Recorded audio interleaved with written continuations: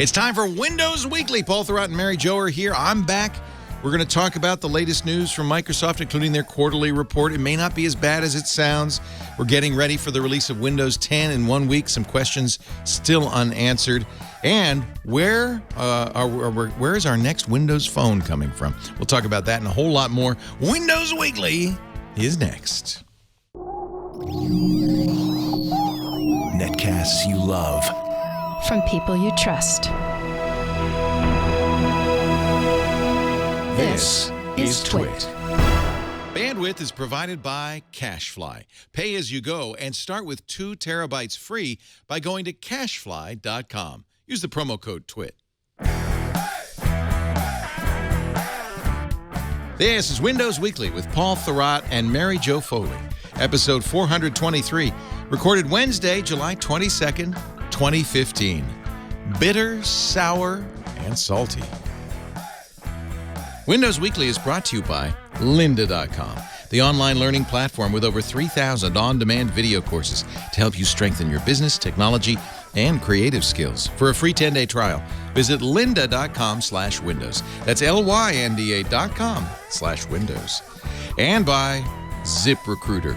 Are you hiring? With ZipRecruiter.com, you can post to 100-plus job sites, including social networks, all with a single click.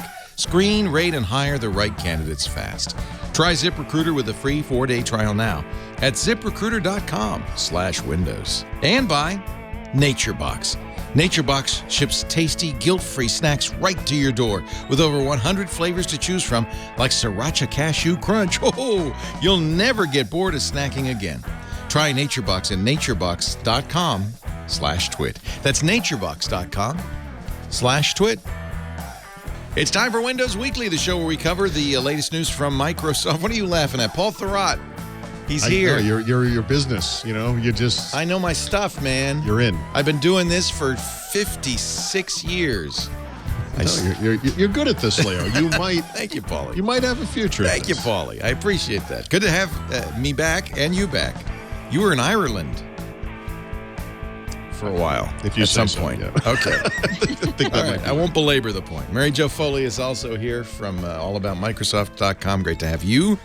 I missed it. I didn't get to talk to you, but thank you to Padre for doing a great job last week. He did. About your interview with Nadella.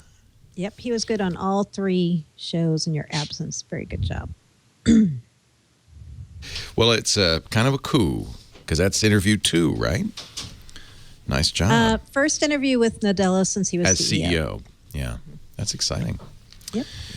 And I'm sure we'll talk a little bit about that. We'll also talk about Microsoft's worst quarterly results in the history of Microsoft, I think, or something. I can't remember. I have to look and see. But we won't do that first. Maybe we should do. Would you like Windows to introduce? Yeah, let's. So because Mike's here, I think maybe the pertinent topic is the quickness of the to-market plan for Windows 10, and how that impacts him and HP and PC makers. And would you please introduce your special guest?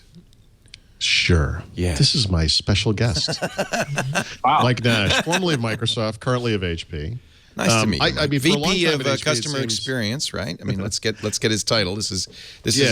So I think guy. the thing that will make the most sense to people from the outside is that Mike previously ran the consumer PC business at HP, right?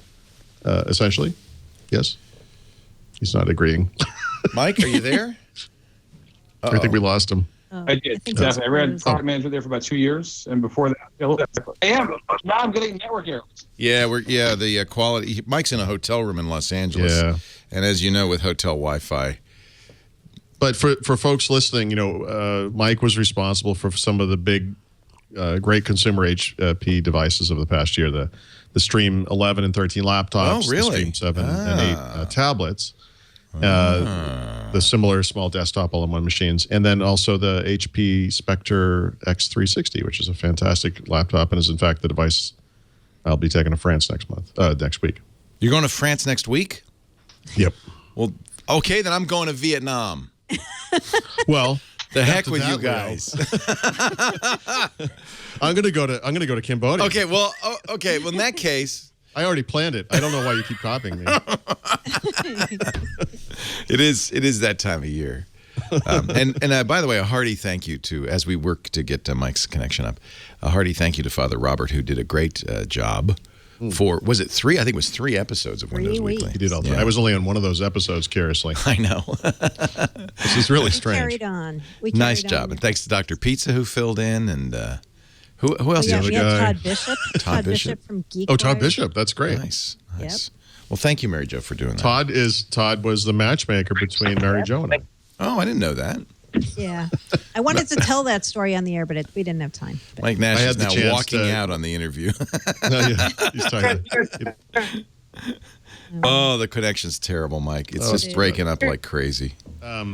So, I mean, I think the big question is simply a really general one, which is how is this, and it is tremendously different from previous versions of Windows, and what is it like on the PC maker side to, rush to make this happen? Was this an onerous problem, or were they able to work closely enough with Microsoft that it will all work out in the end?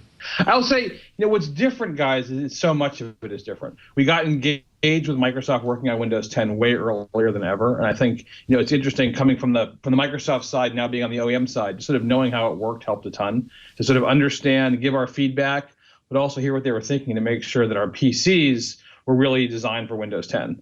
I think, as much as we're focusing on new PC, I ran marketing for Windows Vista, and just having device drivers lined up was a huge deal. I think what's helped a ton also is just the continuous dialogue we've had. We've never had such an opportunity to get updates from them so frequently, to report bugs back, and just have much more collaborative, is just sort of the way I describe it.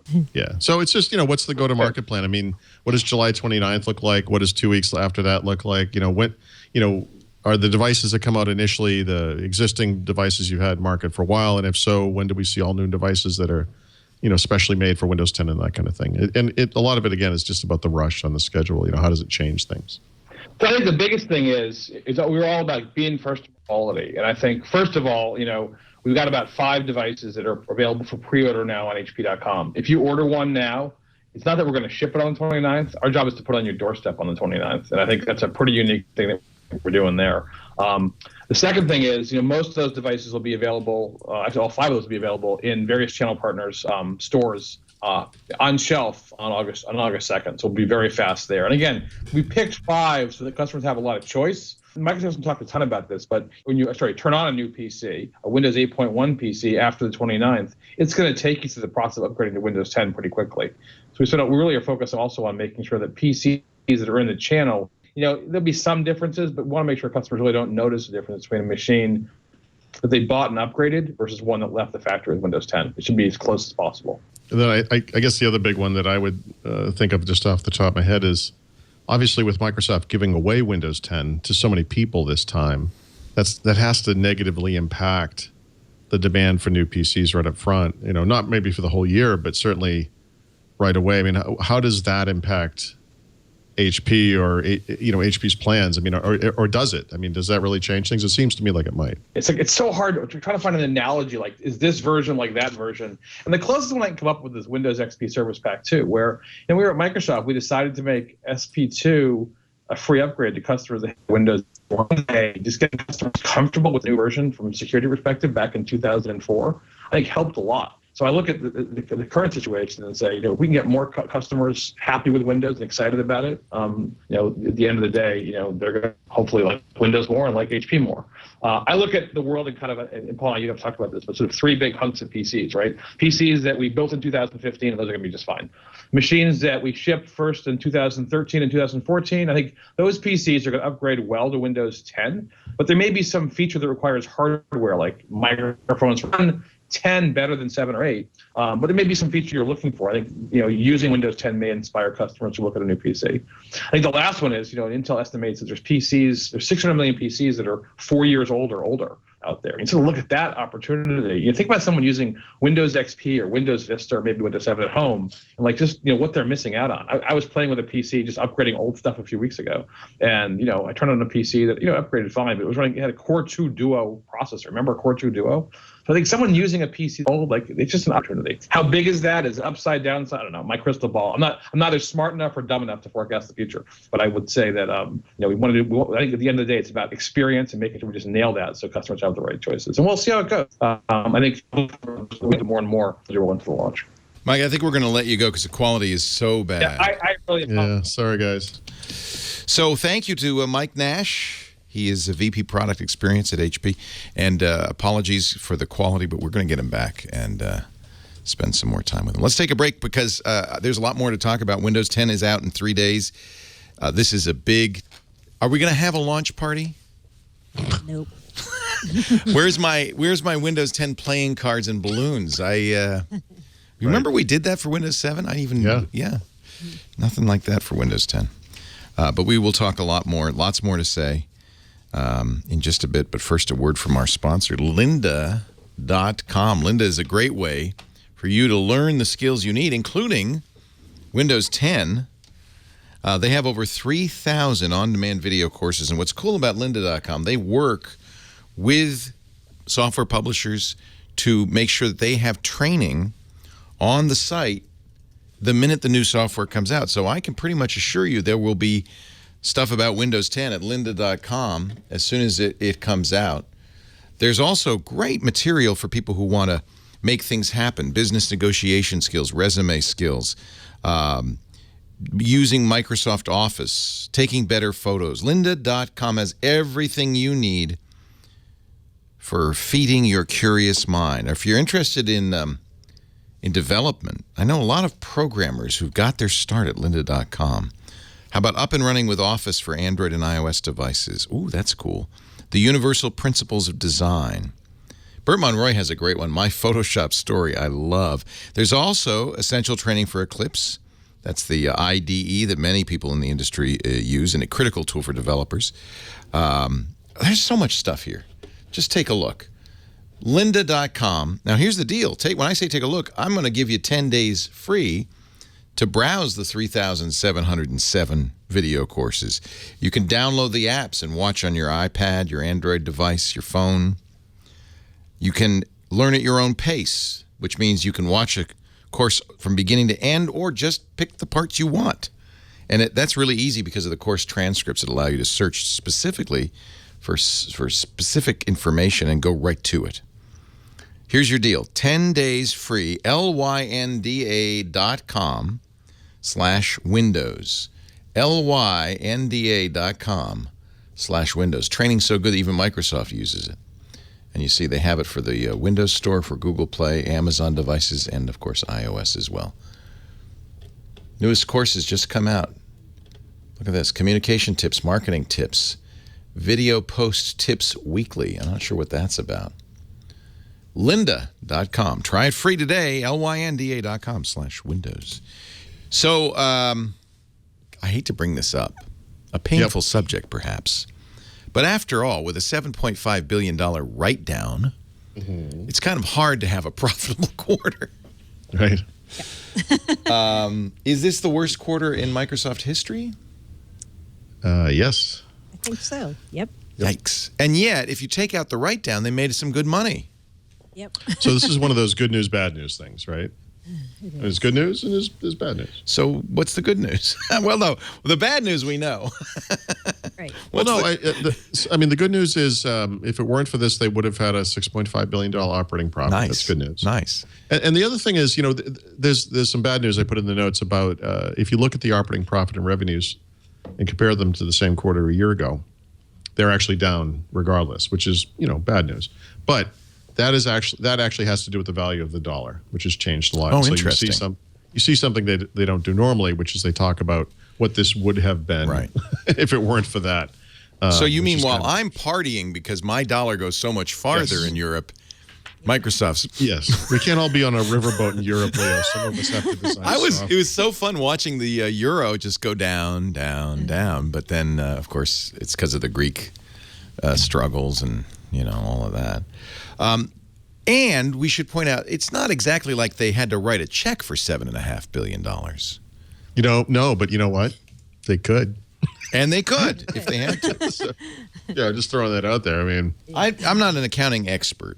I did too much cocaine today. I've got like a... Yeah, you got that white stuff. kind of a See, nose Paul, problem. now that's going to go in your Wikipedia article. You got to be careful.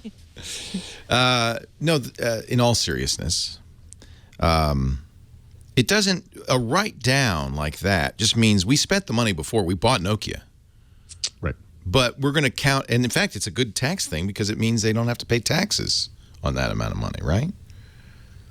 I actually don't understand the accounting. Yeah, nobody does. I have to get Lisa in here, but you need a CPA. But it's not like they lost $7.5 billion. They just. It was under the mattress. They just didn't know. In fact, that means that they don't have to pay taxes on the $6.5 billion they actually made.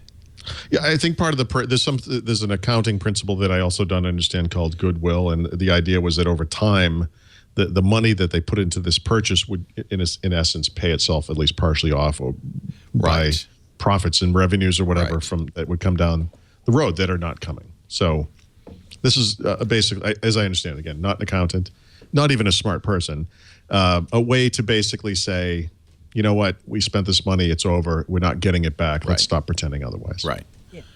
And I'm sure you talked a lot about the breakdown last week or the week before, because that's old news. Yeah. Yeah. So I won't belabor that. Oh, we can It's belabor it. basically I never Microsoft. talk about Windows Phone enough, Leo. It's Microsoft saying our Nokia acquisition was a wash. A wash, not a loss. It was a disaster. Oh, Well, okay. no, she means a disaster, not a not like disaster. a financial evening. Yeah, they basically wrote down everything they paid for it. Right? Yeah, that was the total amount, wasn't it? So Yeah. close to. Yeah, and additional And they fees, fired, you know. and we should be honest. I mean, they fired almost everybody who was involved, Yeah. right? There thousands of probably people are about like somewhere north of 5,000 people left that they acquired when they bought Nokia. And they started out with 25,000 people. We think they're okay. roughly So there's still a lot 5,000 of people. Yeah. There's still some people. Did you? I'm sure you I don't guys know a lot. talked about this last week. I mean, does this make a difference to the future of Windows Phone? There would seem to be some debate. I was watching yes, this it from does. afar, but they still say they're going to make Windows Phones, right? Yeah. So Yeah. right. So we talked. This is the thing we did belabor last week, which is that they are changing their strategy, but that strategy includes still making Windows phones. Yeah. Okay. So I won't go on and on with that. Right. But in short, what to know about Windows Phone is they are going to keep making Windows Phones. They're going to make a lot fewer of them. So they think overall they're going to continue not to make money on Windows Phone, but they're going to lose less. That's what they're saying. It's a win-win, Leo. It's That's hard what they're to. telling That you. sounds like a lose-lose, to be honest. Yeah, okay. they're saying we By don't the way, think we're going to make that money. thing that Mary Jo anytime. just said is absolutely accurate, and is the thing I think a lot of Microsoft fans and Windows Phone fans in particular do not understand or refuse to believe, because what she just said is correct. They don't believe they're going to make money on this. They don't believe that Ever. a standalone smartphone business makes any sense for them financially. That the reason they're doing this is other reasons, right? Because there's hardware to come, that may or may not look like a phone or may not be, a phone per se. That they're not going to just drop this and hope for the best for the future. That part of the plan for the future means we got to kind of keep doing this. And so, given that reduced expectation, who do we make phones for? Fans with flagships, business users. Were actually today or last night in the conference call, they said the business stuff was going pretty well. And then the low-end market, which obviously has some importance as well, just from sort of a volume perspective. And the unique value that they can supposedly deliver. Where did they make money? Where did that $6.5 billion that they made come from? Oh, I thought you meant on Windows Phone. No. I think we're done with Windows Phone. We got it. Yeah. I got it. Yeah, no, everyone's done with Windows Phone. That's the problem. And they're going to still make them, and enthusiasts. Well, who did they say? Did they say they'll make them for enthusiasts? Yeah, they did. Yeah. And this fall, we expect to see 2 flagships. Yeah, see, that's great. Yeah. Yep. So where did they make money, Mary Jo? Yeah. Can you answer that? I have no Well, idea. yes, I I don't even can. know. One place they are doing well is the commercial cloud, which means Azure, Office 365, CRM Online, and Enterprise Mobility Suite. Because that's the future. That's good. That's where they're making money, right? They're now at an $8 billion annualized run rate for the commercial cloud, which is pretty good because they said by 2018 they think they're going to hit $20 billion as their annualized run rate, and they think they're on target and maybe a little ahead of target. So in cloud, they're doing really well. But the part that I was most surprised about, I have to say, is how well they did with Surface. They had $888 million quarter for Surface. They're not saying how many Surfaces they sold, but that's pretty good. And over $3 billion in Surface revenues for their fiscal 2015. So they're actually doing well with Surface. It's almost like I'm gonna probably get killed for saying this, but like Apple Watch, everyone thinks no one's buying them, but so many people say no one's buying Surface, but obviously there are people out there buying Surfaces because they made a lot of money on Surface. I think at this point, especially with Surface 3, Paul's disappeared. At this point, especially, now he's back, especially with Surface 3, I think at this point you could say that this is a great computer and that people who are considering Windows should consider, I certainly on the radio show, it used to be I'd say Dell. Now the first name I say is Surface. And one of our family friends was saying, she had an old Toshiba laptop. She's a 7th grader. She has an old Toshiba laptop. She loves to draw. I said, get her a Surface. This is the Surface 3, not the Pro. She can draw on it. It's Windows. It'll be Windows 10. Microsoft, it took them a couple of tries, but they really got it right, I think, right? Yeah. I agree. Yep.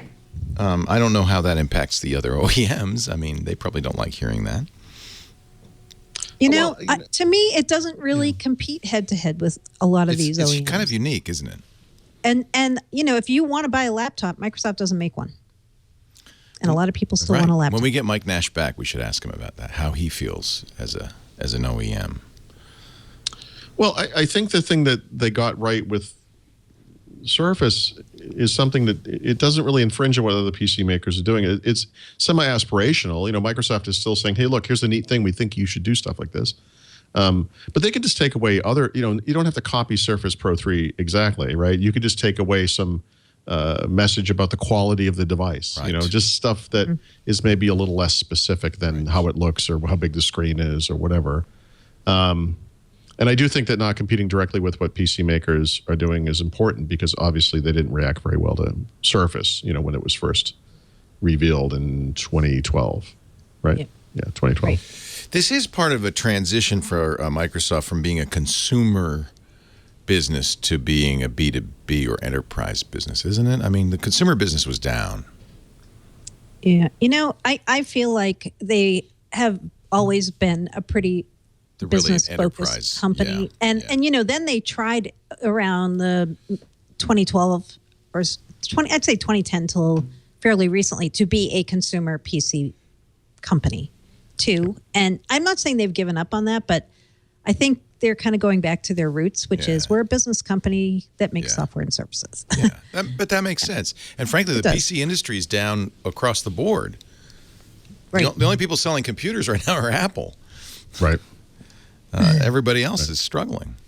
Yep.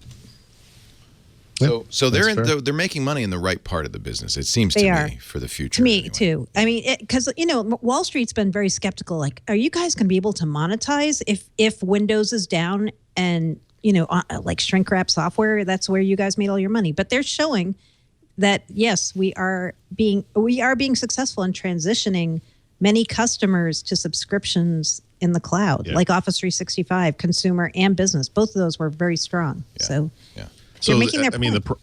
The problem with that is just that because of the way they report earnings from subscription offerings, right? It's you don't get those cyclical bumps, and so the Office overall is down. Revenues, Windows overall revenues down, in some cases dramatically, consumer market. And there are little side issues around why that might be so. Obviously, PC makers aren't selling as many computers right now because Windows 10 is right around the corner. But, the question is where Microsoft kind of normalizes and if they can get back up to the former levels. So we'll see. Or be a new kind of business. Yep. Well, they don't have to be like the old Microsoft. I don't mean like the old. What I mean is from a money perspective. In other words, what you want to see is growth. In other words, Microsoft could be selling hay by the roadside as long as they're making $25 billion a quarter. It doesn't. Nobody cares. I mean, I'm not worried so much about the type of company they are, but these core businesses which they've relied on for such a long time are not performing as strongly as they did. So the cloud stuff needs to really take off for this transition to make sense, not technologically, but financially. And besides not making money on Windows, are they making money on any software? Is Office looking good for them? They're making money on their server software still. So Windows Server. Actually, that's right, Windows, right? All those things. Yeah. SQL Server. Yeah. And so some of their on-premises software is still making money. Okay.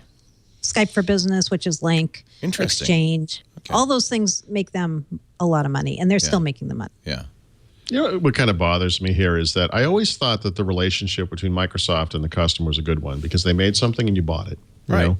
It's pretty straightforward. Maybe not directly. Sometimes old-fashioned. you buy it Yeah. through a PC maker or whatever. Yeah. But they made software and you bought it. In the old days, obviously, we go to a store, you buy a box, and you bring it home and throw away the box. But because of Google and Apple primarily, and because of this kind of mobile and cloud world we live in, Apple can make money off devices, and they don't have to worry about charging you for software. Everyone thinks, oh, look, they're amazing. They give away the software. It's like, well, but they make crazy margins on their hardware. They can afford to do that. I mean, you're paying for it. And Google, of course, gives away the software, but they're selling ads. Their plan is to sell ads. They want everything on the internet to go through them, and so far it basically is. So this is the world that Microsoft has to compete in, and so we've seen how they've adapted Windows and Office to these models. Freemium on Office.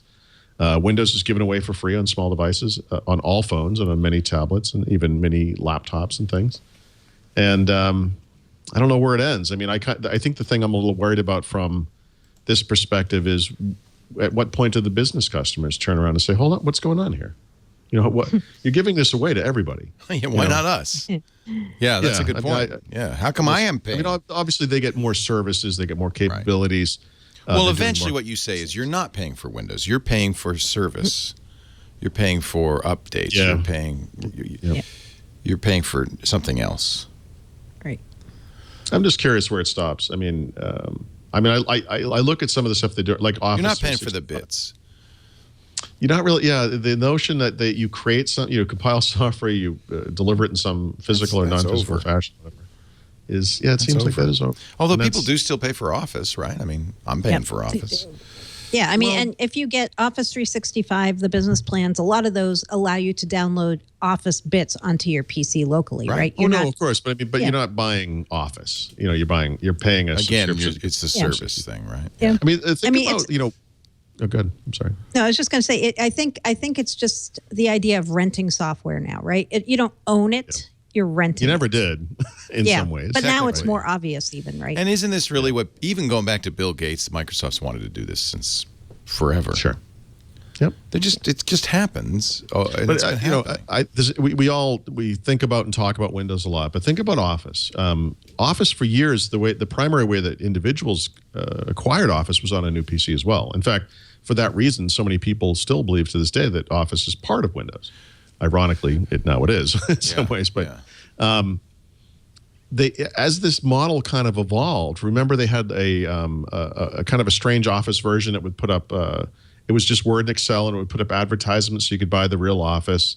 I mean, back in the day, they had things like Works, And today, when you buy a computer, you don't get a standalone version of Office that's always on that computer. In fact, the last one that did that, arguably, was Surface RT and Surface 2, where you actually got a standalone version of Office. It wasn't tied to a subscription. It was yours forever. That's gone. Yeah. And the revenues that are associated with that are also gone, right? And so instead what they're doing is giving away Office 365 Personal, typically, on a computer for consumers. And, man, they must give away a lot of those things, right? I mean, if you sell 300 million computers in a year, I mean, at least half of those must have a free version of Office 365 Personal, I would think. There was somewhere around there. But remember, and we talked about this a while ago, but Microsoft's new business model is freemium, right? So give away the entry level or the consumer only, no work right usage kind of stuff, and then upsell people, right? So you want to use this for work at home, you have to buy the subscription to get the rights to unlock some of the features that you need, or for the work use rights. So that's their new business model. We know the world has moved to free in many cases, and we have to go with them, but we're still going to try to upsell you. That's right. But the question is it going to work? Because right now, we're still kind of on the leading edge. I think you might be right. I just don't know where it ends up. We have numbers that I don't know where they come from. We tend to know how many people use Windows, how many people use Office. We know how many Office subscriptions they are. I mean, I would just say in the scope of 1 billion plus people using Office, 3 million, 5 million, 15 million people using Office 365 is not insignificant, but it's also not a huge percentage of that overall user base. And do we get them all? I mean, and if we're giving away Office 365 for free, a year from now, did they just say, I I don't really feel the need to pay for this. It's something that they're not used to. They used to get Office for free with the computer, so they never had to upgrade later. I mean, that itself is a new thing. Yeah. So it's kind of it's a dynamic that's not. It's not obvious to me that it's going to work. Yeah. Or how what they have to do to show people why they need to keep up their subscription is to keep rolling out new features, right? So yes. In Office 365 Business, you get a lot of new features continuously rolled to you. Like if you look every month, they send us this list. Hey, here's all the things in June we delivered to Office 365 Business customers. So they have to do that on consumer too. They have to start showing people, hey, if you keep your subscription up to date, this is why it's worth it. You're going to get this and this and this. This, maybe rights to something new or a new feature or something that you didn't have before. But they have to keep showing you what the value is by revving it, I think. And if they don't, then you start questioning, do I really need this? Yeah. And we'll see how it goes. It is a change, though. Definitely a change. Yeah. And I'm surprised. I have to say, Office, the one that I'm the most surprised about is the consumer Office 365 plans. I was wondering if people would subscribe to those, but they are. Right. Yeah, I'm buying them. I have one. I'm surprised because I thought those would be the customers that really balked. Businesses, I thought, they might do it. But so, by the way, that's interesting to me because I pay for two of these because I'm a goon. But I'm a non-typical consumer. But the interesting thing is, I also have a bunch of PCs and tablets and things that come through my house. And so when I buy I bought a Winbook 8-inch tablet recently or whatever. It comes with a 1-year subscription to Office 365 Personal, which is useless to me because I have the home subscription. But I can convert it to 9 months of home, right? So both of my subscriptions have been extended out to, I believe, 2017 in 9-month increments, right? Because I've been getting these, free cards in the box. So I did pay for it at least twice. I probably paid for or at least one renewal, but lately I've been kind of extending the subscription. So when was the last time I plopped down $99 for Office 365? I'm not really sure. And believe me, if you go, I remember the days when you'd go into a store to buy Office. Yep. Yeah. I remember the gold card. looking at the price and literally doing a U-turn saying, well, I guess I won't be buying that. It was ridiculous. Yeah. It was multiple hundreds of dollars, right? Oh yeah, I can't remember, but it was a lot. Like I think some versions were like $500. Yes. Oh, they're more than that. They were more than that. I was going to say Pro Plus had or Professional Plus, whatever. By the end, I bet that was in the $700-800 range. Yeah. That's no person's going to buy that. No, it's got to be hidden. That price has to be hidden. Don't ever let people know how much this is worth. Pardon me for asking, but how about did they make money in online? I'm sorry. How much did they lose in online? Okay, so this is interesting. A lot of us were thinking they were going to announce yesterday that Bing has finally broken even because they've been hinting that it did. Yeah. But they did not announce that yesterday. Instead, what they said was, in our fiscal 2016, Bing will finally break even. It's going to. It's going to. And it still hasn't officially. The way they do that is they use Bing Predicts. Bing, will you ever break even, Bing? Yes, it will be during fiscal 2016. Finally. When will you break even, Bing? I know. How about Xbox? They make money in that? Any of those? I think the Xbox numbers were good, right? The console sales were good, and subscribers to the service. They don't talk profits. I know in they any don't. Of these businesses, right? You really got to parse what they're talking about. I don't actually believe Xbox makes money. Lumia did not make money. I'm not sure about Surface. I don't really know. They talk revenues. Yeah. Which, doesn't tell you a lot. You got to kind of read between the lines and listen to what they say. Yeah, you could say we had $800 million in revenue on Surface, but we don't know what that. Right. It could be a loss. What was the cost of revenue? Yeah, we don't know what the 1.5 billion net was. Yeah. I don't think it. By the way. No, I think they made money on Surface, but we just don't know how much. Yeah, we don't know. Yeah. This stuff is purposely hidden. It's the reason Apple Watch is inside of their other category. Right? You don't want people with a magnifying glass. So revenue's up on Xbox, 27%, but doesn't mean they made money on it. Right. fact, they could be losing money. You somewhere if it's like you said though, they made money somewhere. They, there was a $6.5 billion operating profit. Yeah. And mostly in cloud. It sounds like mostly in cloud. But that's where you want to be. That's the future. Enterprise software. Yeah. Yep. The future's not Or desktop server. operating systems. And so really Microsoft's challenging task, like any old line technology company, is to change, to pivot into the new paradigm. And the new paradigm is cloud. It's not desktop OS. Right. It's not desktop software at all. It's not Windows. It's not Office. It's something else. And so how are you doing in that? And it sounds I don't like this world, Leo. I don't either. Although wait. One thing to bring up though is right before Microsoft launches a new operating system, that's when the channel contracts, right? Like, true. And typically that is when Windows sales and Office sales are down, right? And so Windows 10 is going to launch next week. So of course, if you're everybody knows it. Right, everybody knows, and the OEMs know too. So no one's out there buying a ton of copies of Windows 8.1 right now. There isn't a run on Windows 8.1 PCs. There is not. So that's another thing that should be factored into their Q4 is Windows 10 is about to launch. Right. Although they did say on their earnings call they don't think they're going to make a lot of money from Windows 10 until the second half of their fiscal year, which means next year. Right. Next calendar year. Yeah. Next calendar year. Right. Well, and the reason for that is, it's free now. The upgrades are free, and their bigger part of the launch is actually in this. It's going to be this fall when the OEMs come out with all these new devices, holiday season, when enterprises start more seriously kicking the tires of Windows 10, and then decide to get the Windows 10 Enterprise version, possibly. Right. So that's when the monetary stream picks up for them for Windows, but not anytime. They must have some calculation for the cost of just supporting the free upgrades too, right? I mean, people are standing by on the phones, right? Yeah. This is not PC makers that have to do this anymore. It's Microsoft. So it's going to be very point. interesting. Yeah, because they used to palm you off to the OEM, but not anymore. No, that's completely reversed. Yeah. And it's interesting. I learned that from Dell a few weeks ago that that relationship changed over the last 3 versions of Windows. It was something that they kind of phased in, and now it's Microsoft, as Dell said, directly touching our customers' computers and directly interacting with their own customers.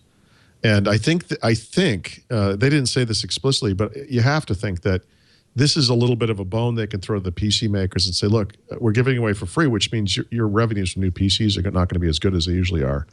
On the flip side, you won't have to support them directly as much as you used to. Why would their revenues not be as good? Because a lot of people are just going to upgrade their existing computers. I see. So that'll slow sales. I get it.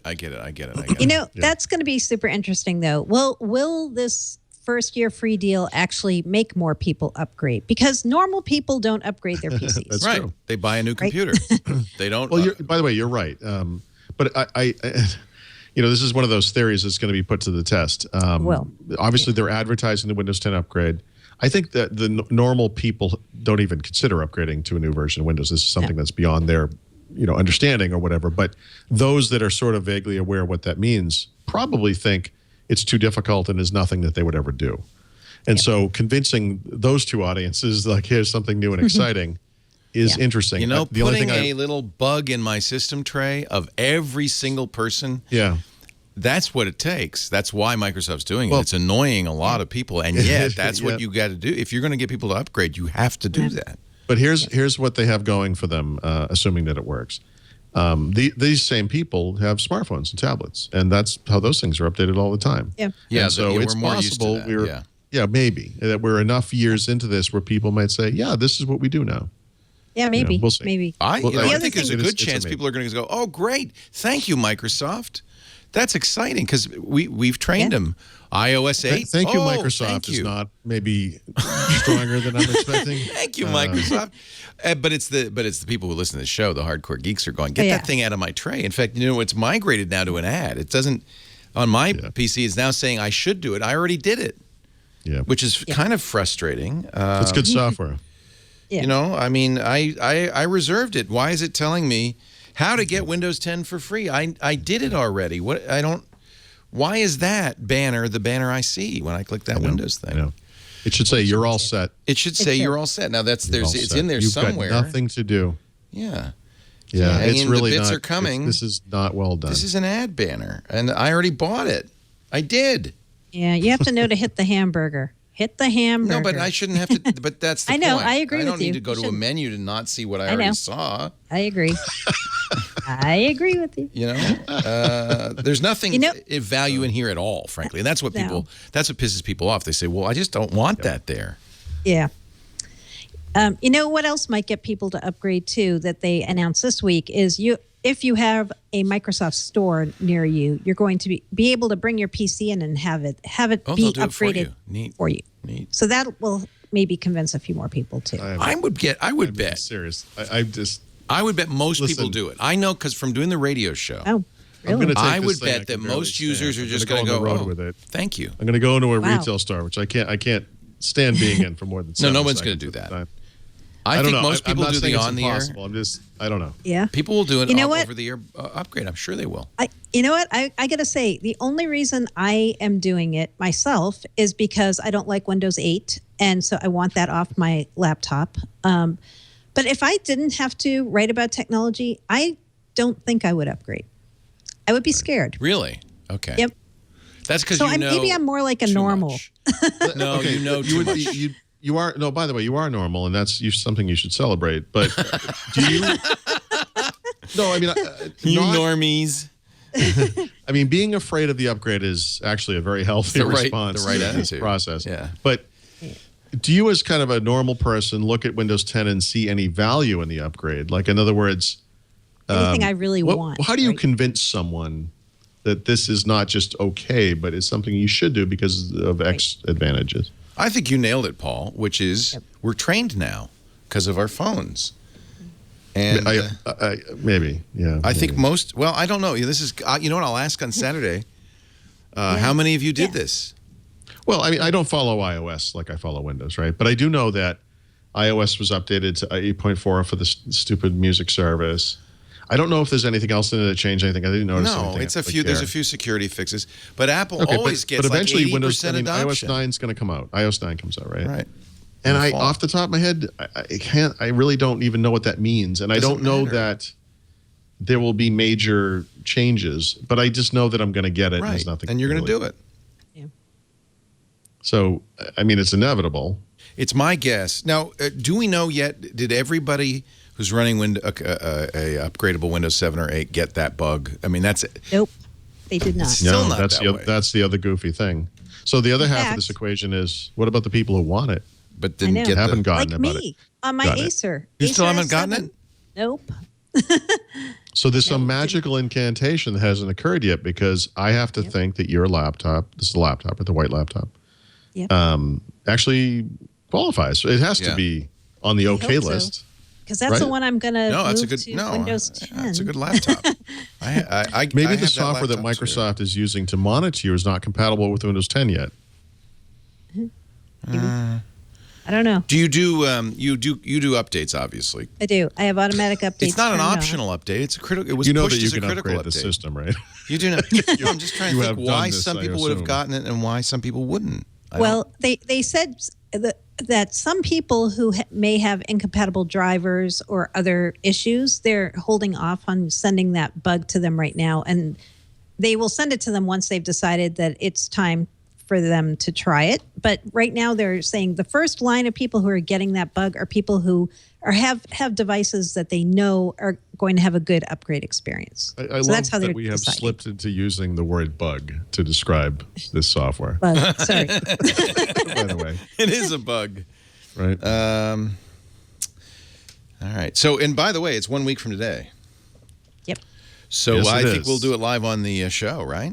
I'll do it. Tick, tick, tick. Now, are the bits downloading invisibly on? Because I accepted the reservation. Are they downloading now? Yes, and or they will soon. The interesting thing about what you just said is I'm surprised I haven't seen on Twitter someone has said, I noticed a bunch of traffic coming to my Yeah. computer in the middle of the night. I And, need to watch the.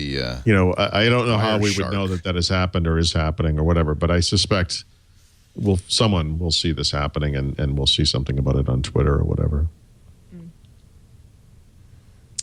But on that day, on next Wednesday, I think, although I've seen some things that make me now think that I am wrong, but I thought only insiders were getting it on that day. Oh, well, I'm an insider. Then you should. Yeah, so the goofy thing is, actually, you are an insider, aren't you? And what are you running on there now? Well, not 7, 8. Oh, you still have the previous version. Okay. This is the normal. I've always updated, so it's 8.1 or whatever the current. So people, if you were to grab, like I couldn't get it now, but if you already had the ISO from a previous build, like a pre-release version of Windows 10, you could upgrade to that right now. Yeah. And sometime over the next couple of days, it's not clear how this happens. I've seen this on every single computer I have that I've installed this way. You will get the final version of Windows 10. It happens. And it will be activated and you'll be good to go. Like you'll have most people with the Windows Insider program probably already have the final version of Windows 10, such as it is, minus whatever hot fixes. Oh, okay. So that's pushed out already. What is that? 10.2.8? What's the number? Well, the final build, and we'll get to a story about how they don't want you to call it that, is 10.2.40, but they never made it available for ISO. So if you were downloading the ISOs, I think the last one was like 10.162 or 166 maybe, one of those two builds. You could upgrade to that.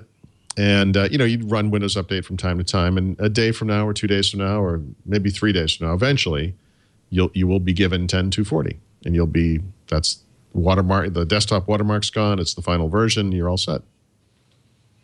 So you could get it ahead of time if you wanted to. Yeah, but I decided not to put beta on this. Yes. So the question is, if we show up on Wednesday next week and you try to make that happen, I mean, does the ad just sit there like a dummy and do nothing, or are you going to be able to upgrade? I mean, we don't know. We'll find out live on the air. Yeah. And I don't care. I'm getting balloons and playing cards. I'm going to have a party. Nice. I'm actually looking forward to Windows 10. Am I unusual in that regard? No, Yes. I want it. No, I want Windows 10. I think if you are somebody who's unhappy with 8, or especially if you are using 8 with a mouse and a keyboard on a laptop, you might be very excited about 10. I am for my laptop. I think more important that the people who do upgrade are going to have a good experience. Like I think Windows 10 is semi-unique in that it's a nice upgrade for Windows 7, and it's actually a nice upgrade for Windows 8 as well. James V. 1971 in our chat room, who I guess is part of the Windows Insider program, says he just looked and he said, "Oh, the number's gone. I have it." Yeah, that's 240. Yeah. Oh, yeah. Yep. So some people have that now. Oh no, everyone does. I actually think that if you are on the Insider program and have been updating, you'll get it. You will get it. Yeah. I believe everyone has, in fact, already gotten it. You're already running the final Windows. If you're running Windows Windows 10 today, you probably have the final version of Windows 10. Neat. Yeah. Yep. Even though we don't use the word RTM. Right. Let's take a break, and we'll talk about that and a lot more, too. Paul Thurrott, Mary Jo Foley. We're talking Windows, as we are wont to do on Windows Weekly. Our show today brought to you by ZipRecruiter.com. I know a lot of you have heard me talk about ZipRecruiter, how we used it, how happy we were. We got a great testimonial from Melinda. She's been using ZipRecruiter. She sent me an email. She says, quote, "We've received several highly qualified candidates from ZipRecruiter. So happy our company signed up for them. We're excited to see what comes next. Thank you so much for your customer helpline also. It's very helpful. It's right. It's aptly named. Everybody knows that in the internet era, hiring people is a lot easier thanks to all the job sites, but there's only one place you can go to post 100 plus job sites and social networks with one click of the mouse. It's ZipRecruiter. Did you know that summertime is the best time to hire the best people? You know why? The competition's on vacation. So you can own this. Now's the time to get out there. Posting jobs on ZipRecruiter will give you access to 4 million current resumes as well. And the best part about this is you're not going to get a phone call. You're not going to get an email. It all goes into the ZipRecruiter interface so you can quickly screen, rate, and hire the best people fast. ZipRecruiter.com/Windows. Over 400,000 companies have used ZipRecruiter, including Twit. And I want you to try it right now. We got a special deal for free. at ziprecruiter.com/windows. ziprecruiter.com/windows. Try it free today. And yes, excellent service too. Paul Thurrott, Mary Jo Foley, we're talking Windows Weekly. Microsoft says you can't use the RTM. There is no, but this is the RTM. It's 10.240. It's the RTM. Right? It is.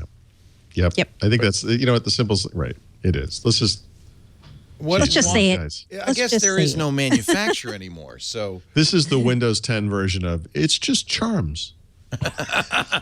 No. What if we said RTS, ready to ship? No, it's not shipping. I spoke to a source at Microsoft a week ago today, about this build and whether it was RTM and yada, yada, yada. At the time, what I was told was that Microsoft had not signed off on Windows 10. However, this build was given to PC makers, and they had stopped making new builds. That what they were doing was releasing hotfixes, critical updates, whatever, and adding them to this build. And so these things indicated to me at the time, like, clearly, this is RTM, Then I heard from Microsoft today, and they were like, you keep talking about RTM, but we don't really use that term anymore. It's not like it used to be. Ready to download? Because Windows 10 is something that's never done. It's a nebulous, matrixy kind of. Well, I understand that. They don't want to imply that it's done. No, they don't. But Paul and I decided over IM today that we're going to call it release to manufacturers. Okay. Well, instead of ing. There does have to be some set of bits that they send to HP and others, right? I think it's important to be able to call something a thing, and give it a simple name and say, this is the thing. It's not bad to do that. It's very helpful. Yeah. Yep. Somebody in the chat room says that if you did take the invitation, you should have an email. Did you guys get an email from Microsoft saying, now here's what's next? Yeah, but I did, which is actually, I almost wrote about it today, but there was so much else going on. It's funny because the email has very specific questions that says, click here to get the answer. When you go to the place, there's a FAQ. Yeah. That does not have the questions that are in the email. It's unbelievable. Like, it doesn't match. So typical. But they're such a nice Microsoft. multicultural couple. Yeah, they're really funny. So yeah, you'll see there's a list of questions, right? Like, there we go, the list of questions. So how long does it take to install the upgrade? Let's just see what it says. So that one might actually be installed, but or it might be in the list. But what's funny is when I did this, it just gives you the list, right? So now you got to go and find out. Here we go. Is the question? Oh, that one's in there, right? So Plan go back for about to the email. an hour. Okay, back to the email. Go back to the email. All right. There's one that says, will my PC or tablet be compatible with Windows 10? I'm like, oh, that's interesting. I wonder they might spell it out. How would they? And they don't. Like, in other words, it doesn't say anything about your PC or tablet. It gives, you know what I mean? And it's like, guys, seriously. Actually, we went to system. I got a compatibility, system. Okay, that's all right. I just got. They to the fixed it. You know what? They fixed it. They listened to you, Paul. Hey, I'm going to hit the ground running. Like, you goons. That sounds painful. Like, what is this? Hit the ground running. Yep, that's what we're going to do. Ow. And never look back. Just keep running. Cortana, Edge, support. Sure. Nice lady. Organize. I love clip art. Does she work for Microsoft? Almost certainly not. Yeah. Do they? Are they using Windows? Look right how now? happy they are using Windows 10. They sure seem happy. I feel you're back. I feel you're back. Wow. By the way, can I get an orange laptop? Because I'd like one. Sure, from Lenovo. Yeah, that's Yoga, right? Yoga. That's the Yoga Pro. Like us on Facebook, follow us on Twitter, see us on Pinterest, watch us on YouTube. And cry in your own soup because we don't want to hear about it. Optimize Windows 10 with a Microsoft account. Now, am I going to have a Microsoft account? So this, by the way, this is an insanely difficult topic. The answer is no, to the simple answer. But I'm still going through this for the book, and this is freaking me out. If you sign in with a Microsoft account, I could be wrong. I'm still looking into this. I do not believe you can then add a local account to the computer, even through the old school computer. Well, maybe that would work, actually. Maybe if you went into computer management. I need to look this up. But, in Windows 8.1, you could add an account at any time. Could be a Microsoft account. Could be a local account. Windows 10, Microsoft account. So, Microsoft giveth, Microsoft taketh away. All right. Does that answer your question? All right. Yep. What about the CompuStick? The CompuStick? I don't know. Josh said to say that in the chat room. What is I got the Intel Compute Stick. That's what he means. Yeah, the Intel Compute Stick. Oh, you got one. Yeah. Nino. So this is, yeah, I'm not going to be able to do a lot with this before I go away, unfortunately, because it's so tight. But this comes with Linux. So obviously the first thing I'm going to do is put Windows 10 on this thing. Oh, I thought it was supposed to come with Windows 10. Well, there's the version coming. Oh, you got the wrong one. I get it. Oh, they can't ship you one with Windows 10 because that would be RTM. Because it hasn't RTM'd yet, as we know. Or something. Right. No. Somebody, Cabo Zone, says he just checked on his 10240, and you can add a local user, so that would solve that issue. He's a liar. Well, has he signed in with a He says he local signed out account? with a Microsoft accnt. Oh, okay. But now so he can create a local All right, user. that's actually what I was looking for. All right, I'll look at this. How does he do that? How do you do that, Cabo Zone? I think he's lying. He's a liar. No one in the chat room is a liar liar. who lies. Everybody tells the truth in the chat room. Boy, lots of questions about Windows 10. Yeah. Well, we have a lot too that we can't answer ourselves. So Maybe join next the week club. we could just do the whole show. I know we Q&A. could. Windows 10 good Q&A. Lord, What do we know imagine. now? Will you know by disaster. then? No. Will you know anything? My think we ATI something card isn't working with HQL drivers or whatever they're called, and We don't know. no. Sorry, guys. There it We goes. won't know a lot more, I don't think, by next week. Although I hope by next show I'll be running Windows 10 for my first I time. hope so too. Yep. And I have to say, I mean, not every single day, but as time moves forward, obviously more and more answers occur. You know, Yes. we got an indication today about how this thing will be activated, right? Because one of the questions is, well, I want to install a clean install of this on my computer. Can I do that? And if so, will it activate? I mean, and Microsoft indicated via some release notes that, yeah, actually that will work just fine. And that's something, by the way, I have seen because a lot of my installs are clean installs on, existing hardware, obviously. It's not new computers. So it seems to work. I'm sorry, everybody's talking to me. Everybody wants to know, what Yeah. about Credential Manager? People are saying, ask Paul, ... So this is, what about Credential Manager? What about it, Paul? What about it, huh? It's there. It's the same credential Okay. manager that All right. goes back to Windows 7 or maybe Paul, even earlier. you've reserved Windows 10. What's next? I'm going to Well, Disneyland. first you're going to want to see if Windows 10 is compatible with your PC or tablet, Leo. Oh, Lord. Can I upgrade them all? Sure. Yeah. What edition of Windows will I get as part of this free upgrade? 10? That's, well, no, 10 Home or 10 Pro, right? It will yeah, it will that's depend on where you complicated. started from. Yeah. right? And actually, I think I said this on this show. You may recall the notion, you might be able to get kind of grandfathered into a nicer version of Windows. Yeah.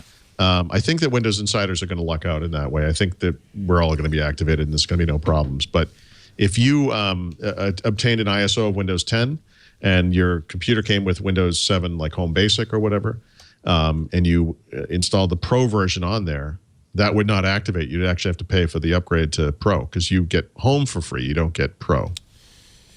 So that would actually cost $99 if you wanted to do that. And here's a question for Mary Jo. What's the best beer to drink during this heat wave?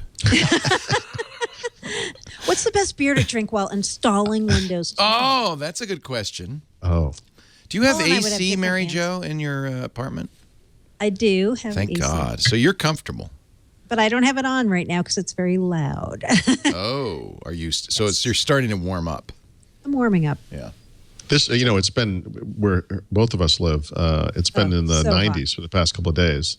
And It's when like and it's 80% 90s in that area, it's humid too. Oh, yeah, it's so bad. humid.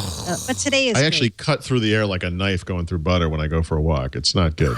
Yeah, not good.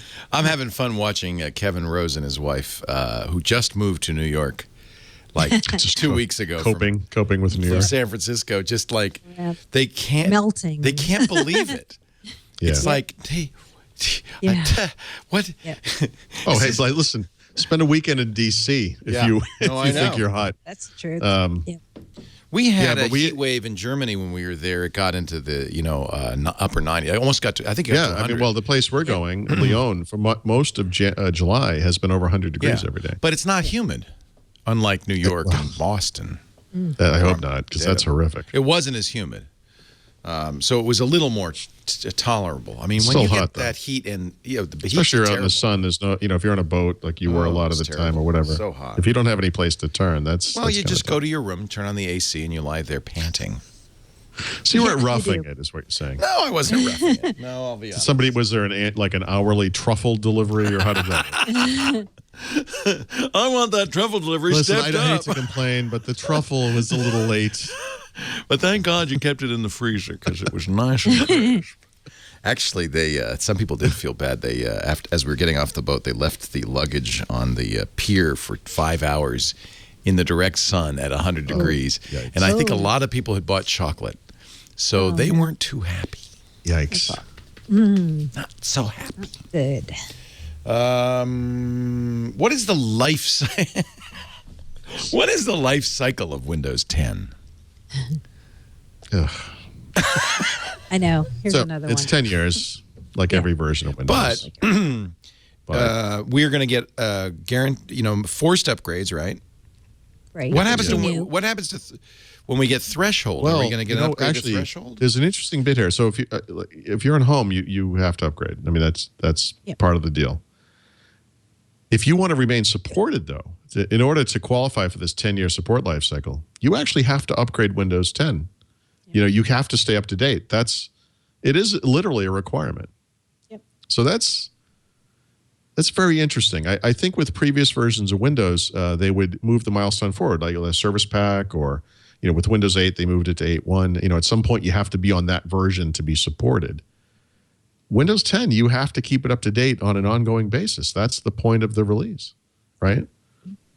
That's actually pretty interesting, I think. Yeah, there have been a lot of stories in places we're not going to refer to on this show that have been trying to whip people into a frenzy over the forced upgrade thing. And you know what, guys? You've known this for months. This is what's called the current branch and the current business branch. We've talked about this so many times on the show. You are going to have to take the updates if you're on the current branch. That's Windows just the Home. deal. That's the way it works. If you don't like it, don't go to Windows 10. That's the way it is. Yeah. Okay. But if you're a business, you're going to have some leeway in holding back on getting the updates By the and way, security. one of the fixes reasons they pay more. Yep. You're going to have a temporary reprieve, right? You're going to be able to hold off on taking the new features for a set number of months, but you're going to have to take them eventually. And if you don't, they're going to hold the security updates from you so that you are going to have to do it. The only people who will be able to say no to any feature updates are the people who have Windows 10 Enterprise who are on the long-term servicing branch. Everybody else, you got to take the updates if you're on Windows 10. Yeah. End of story. Thank you. You've known it. You've known about this. Don't be fooled by the clickbait. And speaking of clickbait, there was also a story about how Microsoft had a secret scheme to get all these people going on the free Windows 10 upgrade, and then 2 to 4 years down the line, institute a subscription service by which, if you wanted to stay up to date, you in fact had to pay Microsoft. And I don't want to spend too much time on this, so we'll just say that's complete baloney. Okay. Yep. Okay. Yep. Can I defer the forced update? Can I say, okay, I'm going to update, but can I do it next week? You can defer updates. Okay. I guess. I don't actually. That's interesting. I should look at. Yeah, I'm not sure. Because sometimes I would like to wait a little while, see if anybody complains. There's literally an option in there for deferring updates. All right. Yeah, you can be on different rings, if I remember right. Right, like you can be on a slower ring for taking the updates. Isn't that true, Paul? Yeah, I'm looking to see if Home actually has that facility. I never even thought to look at it.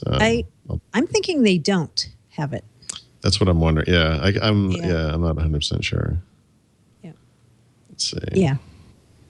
I want to get you guys on the radio show so you can explain this to everybody. Oh, jeez, Leo, you don't have enough time. I have to deal with real people, This goes. I mean, it's not these the people listening to the show who are enthusiasts who kind of understand.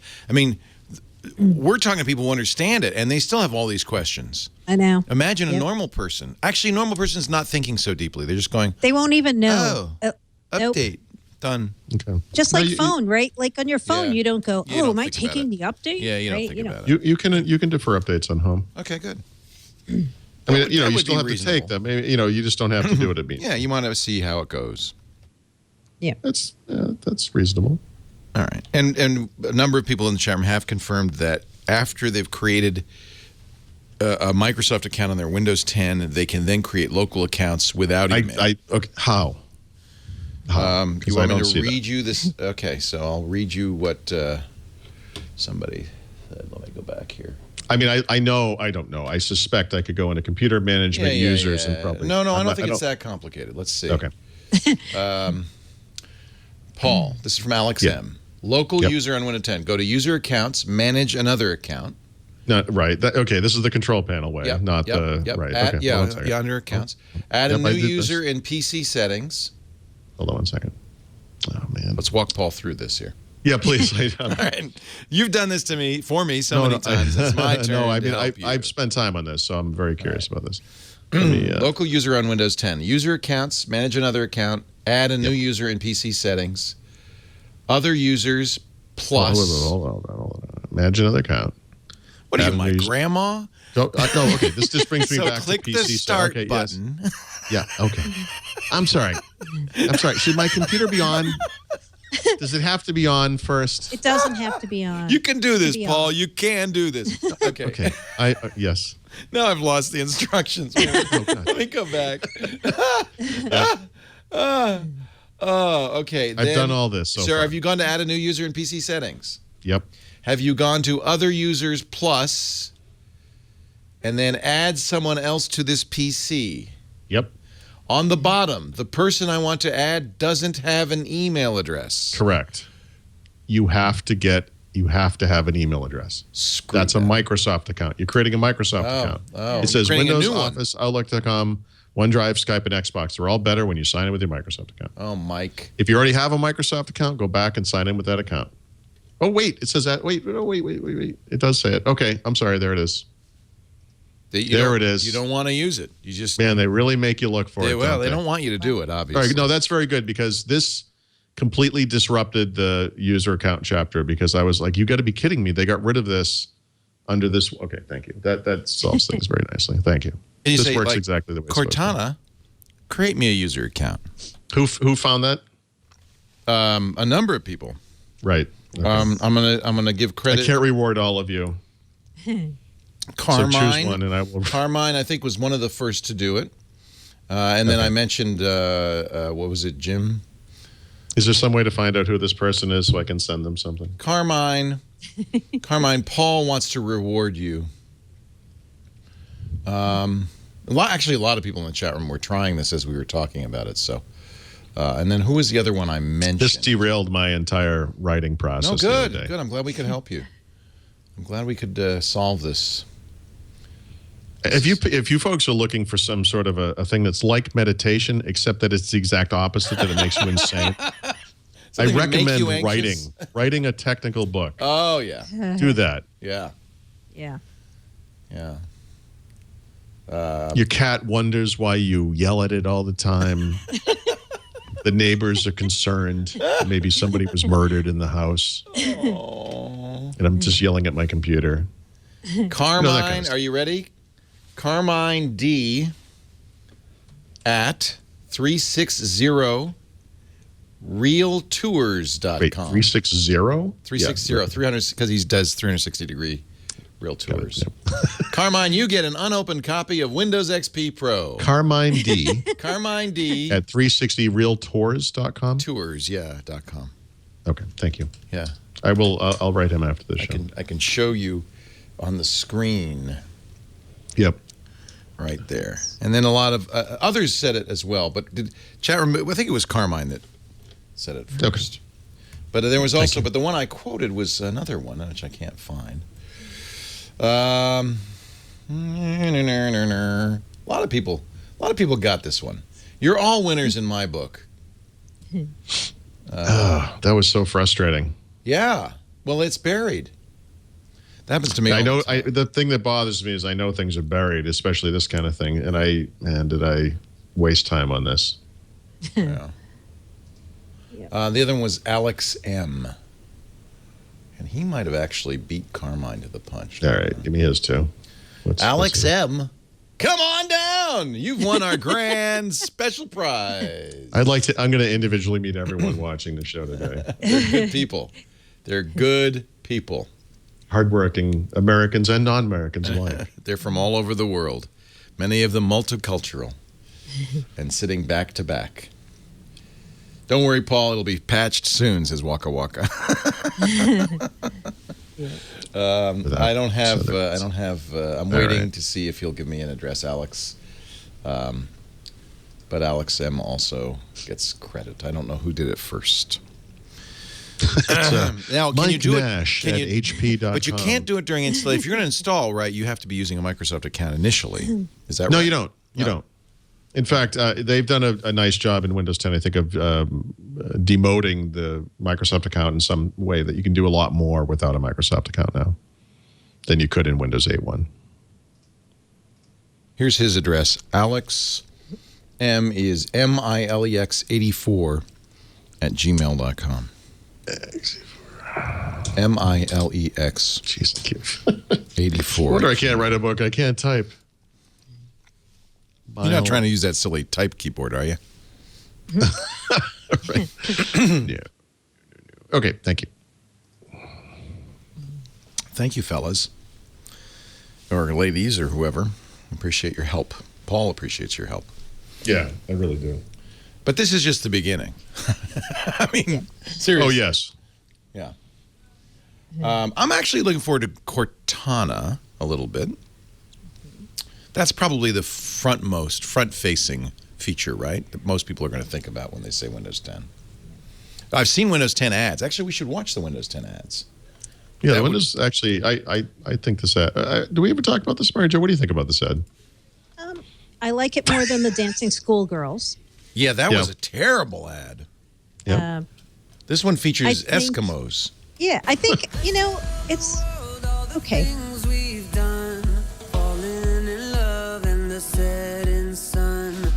Imagine. It's These very kids Apple-y. won't have to remember passwords or obsess about security. For them, every screen is meant to be touched, and web pages are meant to be scribbled on and shared. They'll expect their devices to listen to them and talk, That is a kind of interesting Sing. angle. tell a funny joke. Yeah. And as they grow and get better at things, their technology will too. They'll do things their parents never even dreamed of. Because these kids will grow up with Windows 10. The future starts now. For all of us. It started today. But Cortana won't be Windows available in 10. any of those countries. Or more. Am I wrong? Am I wrong? Right. Okay, just want to point out that I'm sorry, but you won't actually be talking to your Leo, here's what I think we can promise. By the time these people are adults, Cortana probably will be. In 18 years, you won't have to use your keyboard. Yep. Yeah, they'll be fine.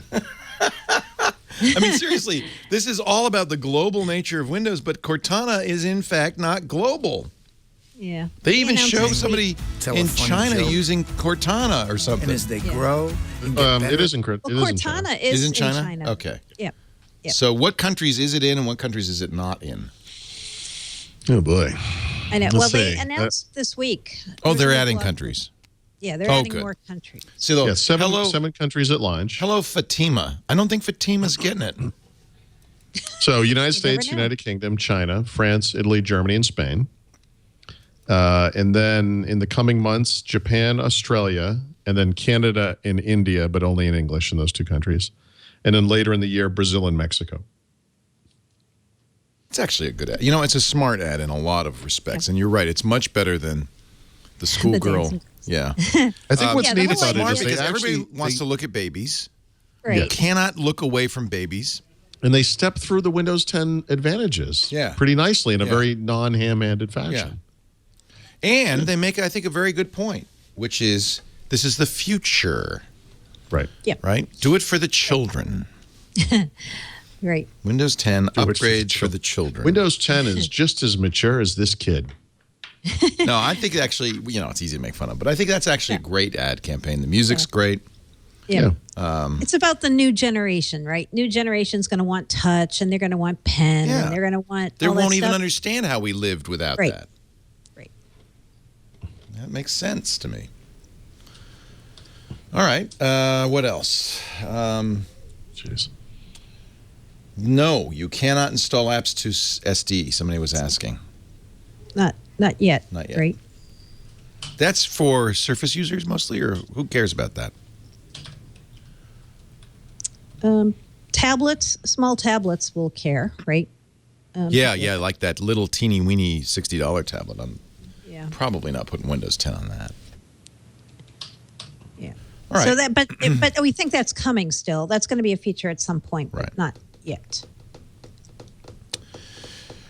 Well, now that Windows 10 is almost here, and by the way, again, it'll be out next Wednesday, and we will do a special Windows Weekly.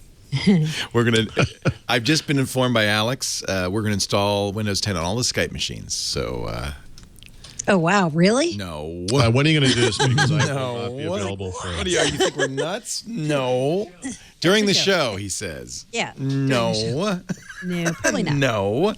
I am What could go volunteering. What could possibly? I am going to do it on my new Dell, beautiful Dell XPS 13. Yep. It's all ready. And you say it may be getting the bits right now. That's kind of cool. Could be happening even as I'm looking at you. Gross. Gross. Got bits all over it. Then we could stop talking about Windows 10 and start talking about Threshold. I know. Back to Threshold. Yep. So, Windows 10's codename was Threshold. People might have forgotten that because it was so long ago. But we've known for a while, because we've seen some roadmaps, that come this fall, there's going to be something Microsoft calls Threshold 2. And Threshold 2 is going to be a bigger collection of new features, we think, than the little bits that they trickle out in the months following RTM and launch. We don't know exactly what's going to be in Threshold 2 yet, but if I was going to guess, I would say definitely some of the enterprise technology that Microsoft has yet to deliver. They've talked about, what do they call it? EDP, Enterprise. I should know, but I'll have to look that up. EDP? Is it EPD? I don't even. I should know this. It's some of the enterprise technology that didn't make it into RTM. That's mostly of interest to people who be Enterprise running data Windows 10 protection? Enterprise. Yes, enterprise data protection did not make it into Windows 10 for business customers. Also, I the like that store SD for thing. business users. I think that probably is something that would likely be in Threshold 2. That's something that didn't make it into RTM. So we think there'll be some new features and a lot of basic stability and other kinds of improvements like that in Threshold 2. But here's the interesting bit: the timing, right? Right. We think it's October, which is when we've Which also was heard what? the original date when we thought Windows 10 would be 10. out. Right. Right. So Microsoft, talking to Dell, and I've since confirmed this with a second PC maker who I cannot name. Microsoft pushed back the release of Windows 10 from October to July not that long ago, and that was the original date. And you have to think, when you lose that much time, what is that, 3 months probably? August, yeah.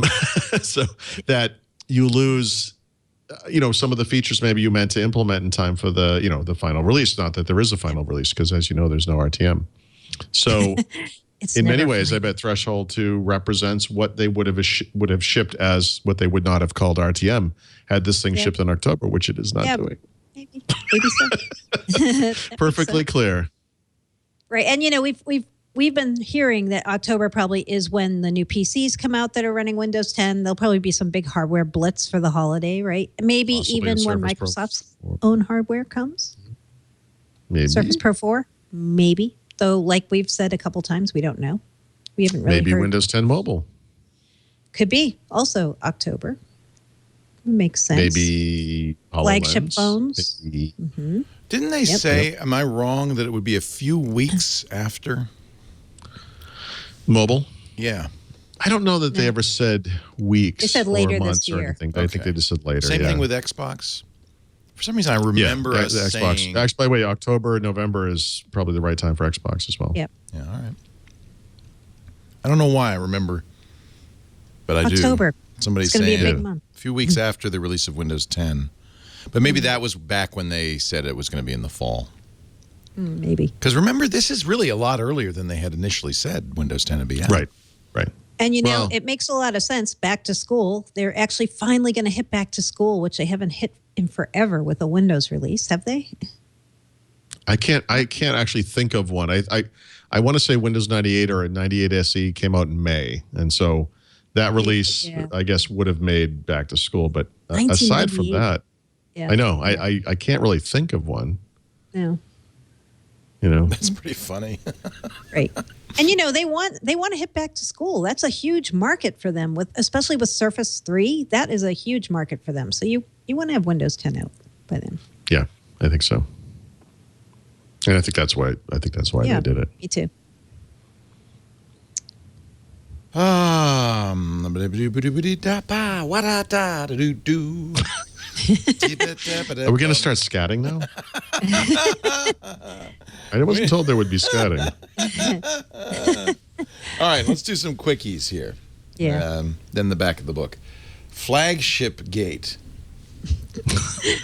I'll say a word, and then you One of guys us will respond. Yeah. How Flagship long, Gate. Leo, has it been since we've had a Windows Phone flagship from Microsoft or Nokia? How long has it been? What would be the last one, like the 930? Yes, So that's it was the 930. The 930 was on, I don't know, about a year?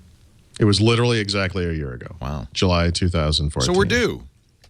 But time. it gets a little more complicated for us because we're in the United States. They never sold the 930 in the United States. So when was the last time we had a flagship device from Nokia in the United States?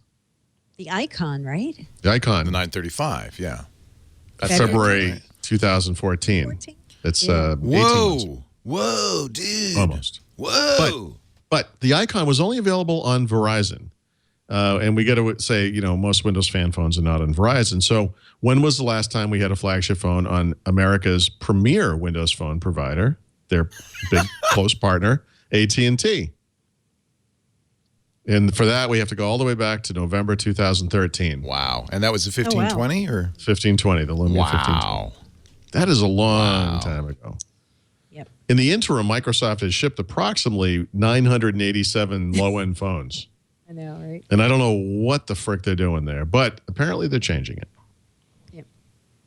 So it was funny. I'm going away soon. I want to take pictures of my phone. What phone do I bring? I don't really seem to have any new phones that would qualify for this you just job. need to go Android. You'd have a new phone every 5 minutes. Yeah, but I need one with a really good camera, Well, actually, the Galaxy S6 is a really good camera, Yeah, but I don't Galaxy but S6. it's kind of a horrible. I used the 1520 and I used the iPhone 6 Plus when I was in the 6 is still Ireland. The iPhone 6 is still one of the best, right? It is very You good. use the It's very good. 930? Why can't you? So for this one, I'm actually taking the 930 this time. Yeah. I didn't have it then because I had put it on Windows 10 and it was a disaster, and I had to go back to the 1520. But I will. Yeah, it's all reset and ready to roll. So yeah, I am in fact going to use a 930. But man, this phone is a year old. Yeah. I don't know know how how you survive. I don't. How do you do it? But we do think those new. Yeah. I don't know if we should call them flagships because Microsoft's calling them premium phones. Whatever the difference is there, I don't know. But He did utter the they're word supposed- flagship in the call, by the way. That's the same. Yeah. Yeah, he did City Man actually and say Talk. flagship. City Man, Talk Man are the code names we think, right? Daniel Rubino's That's been all correct. over this. Yep, that's right. Yeah, so 5.2 inch, 5.7 inch is a phone and a phablet, sort of like the 640, 640 XL. Okay. Very similar underpinnings. I think it's like a 6-core and a 8-core processor, 3 gigs of RAM, lots of internal storage plus micro SD, and it's going to have basically the same camera from those phones you were just describing. The phone the camera that's in the 930, 1520, and Icon. That's a great 20, camera. Yeah. 20 It is. megapixels. Yeah. Yep. And we'll see what else. I mean, maybe there'll be some kind of Windows Hello camera action going on. Maybe there'll be a docking thing for Continuum. I mean, who knows? I think there's going to be some of interesting stuff going on there too. Yep. So I don't think we have long to wait, by the way, on that Yeah. stuff and when it gets announced and when we get to see it. It does beg the question: what's wrong with the 1520 or the 930 or the Icon? I mean, Yeah. Well, there you're are not some really things wrong. getting I mean, a lot improvement, are you? the 1520 is too big for many people. For one thing, it's very, 6 very inches, yeah. The 930 and the Icon they're big and they're thick and they're heavy and they heat up pretty good. You know, if you do certain things, like you use the phone. You know, no, like any phone. I mean, if you use the GPS stuff, obviously the thing you could cook an egg on the back of it. I have to say this: the newer Android phones heat up worse than the older ones because those new big processors. Does Daniel say which processor they're going to use? Are they use a Snapdragon? I presume they are. Yeah, they are Snapdragon. Those I want to say they're really hot. I think that's what it says. That is going to be a hotter phone, not a cooler phone. Yeah. So as long as it's a thinner phone. They could what make they it need thinner, is that I'm sure. surface air strip thing on the outside where it passively cools the device. Or just a big ass fan. Yep. Or a fan, yes. Let's make the full fan. transition to Windows and put a fan on the front. So I can't hear a fan you. on the outside. I in a keep wind trying to tunnel? watch porn on my Galaxy S6 and it gets hot. It overheats and it shuts down and says you can't. Sorry, you have to cool off. Doesn't seem fair. No, I'm being facetious, but it is true. The 8 and not getting a laugh. I note the 810 is a very hot processor. So apparently the City Man is an 810 and the Talk Man is an 808. Okay. Those are can I say terrible names? Okay. Just Oh, no, code those names. are just code names. Oh, no, all no. right, The name will be 940 or 950, 950 XL, 940 XL, something like that. Yeah. Also, arguably terrible name. Yeah. But I was using foolishly the Galaxy S6 is what I brought to Germany. I was using it to do a hyperlapse of the boat. the river. Did you do that? I did. Where is it? Before it died, got a great hyperlapse, and halfway through the phone, literally shut down. Too hot. That's incredible. Incredible. You actually have phones that get hot enough, it has to shut down to save itself. Isn't that horrible? But that's that new process. Rather than commit suicide, the thing shuts down. I guess that's preferable. It's like when your body goes into shock or something to protect their brain or whatever. So I did do a time lapse of a lock. You did? Yeah, and it's on my YouTube channel, which is youtube.com/Leo Laporte. And I even put some beautiful Blue Danube music behind it. But I had to shoot it with the iPhone because the S6 just died. I don't know why the iPhone's so popular, Leo. It was. The fact I mean, that it in its doesn't melt your defense, hand it when was you use kind it. of in the sun while this was happening, and it took. This is like the video's 40 minutes, shrunk to three minutes. So it does take a while to do it. But yeah. Have you been on a river cruise, Paul? No. Very no. boring. Oh, really? You know what though? But that's I its need- charm. Yeah, I know, need that. because you want to just relax, Yeah. right?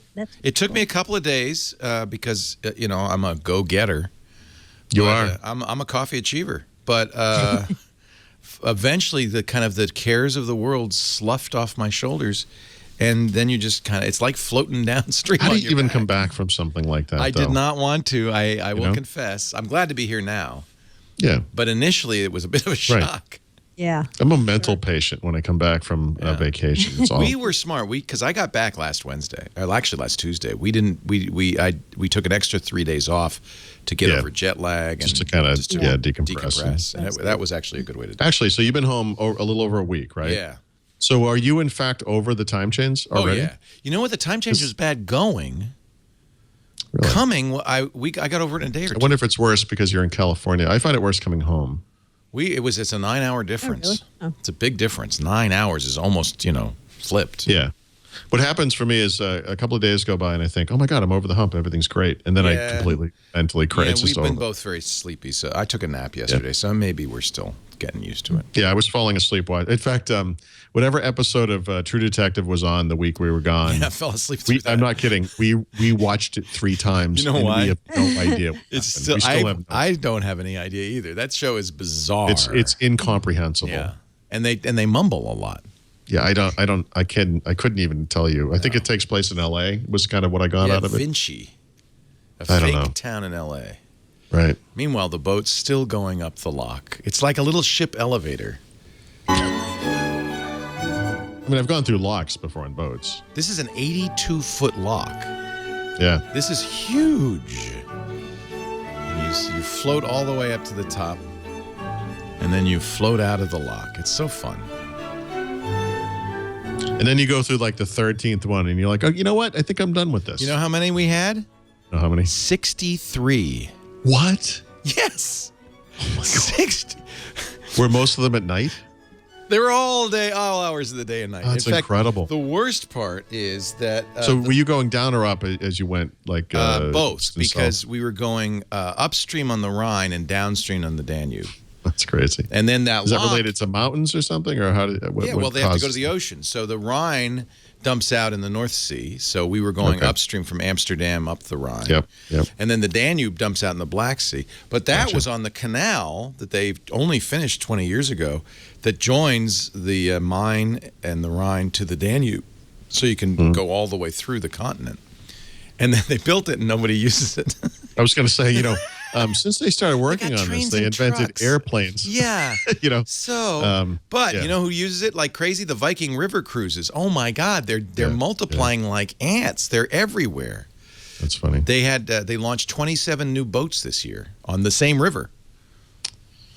Anyway, I don't know how we got into this. Thanks for joining us for River Cruise Talk this week at River Cruises. Next week we're going to talk about Lock 57. Oh boy, that's one I'll never forget. Ooh, that was a good one. That was a good one. There's actually the other thing that's kind of interesting to nobody but me is the boat's too tall to go under some of the bridges. Oh man! So what they do, in fact, they did for most of the trip, like a week of the trip. They flood the bottom of it or something? They flatten the top, so all the railings, everything comes off of it, and they even the pilot house, they steer from the top, goes down. Wow. Do you get to go up top and kind of limbo under the bridge? I have a picture of a fellow limboing. I'm looking for it right now. Limboing under the bridge. Normally you don't because you could get decapitated. Yes. And that's really could put a damper on your cruise. But at one point, I think we had a nice captain, and he said, "No, you go ahead and stay there." He said, "I played joke on the last cruise. I said, stand up right when we came to the bridge, and somebody did."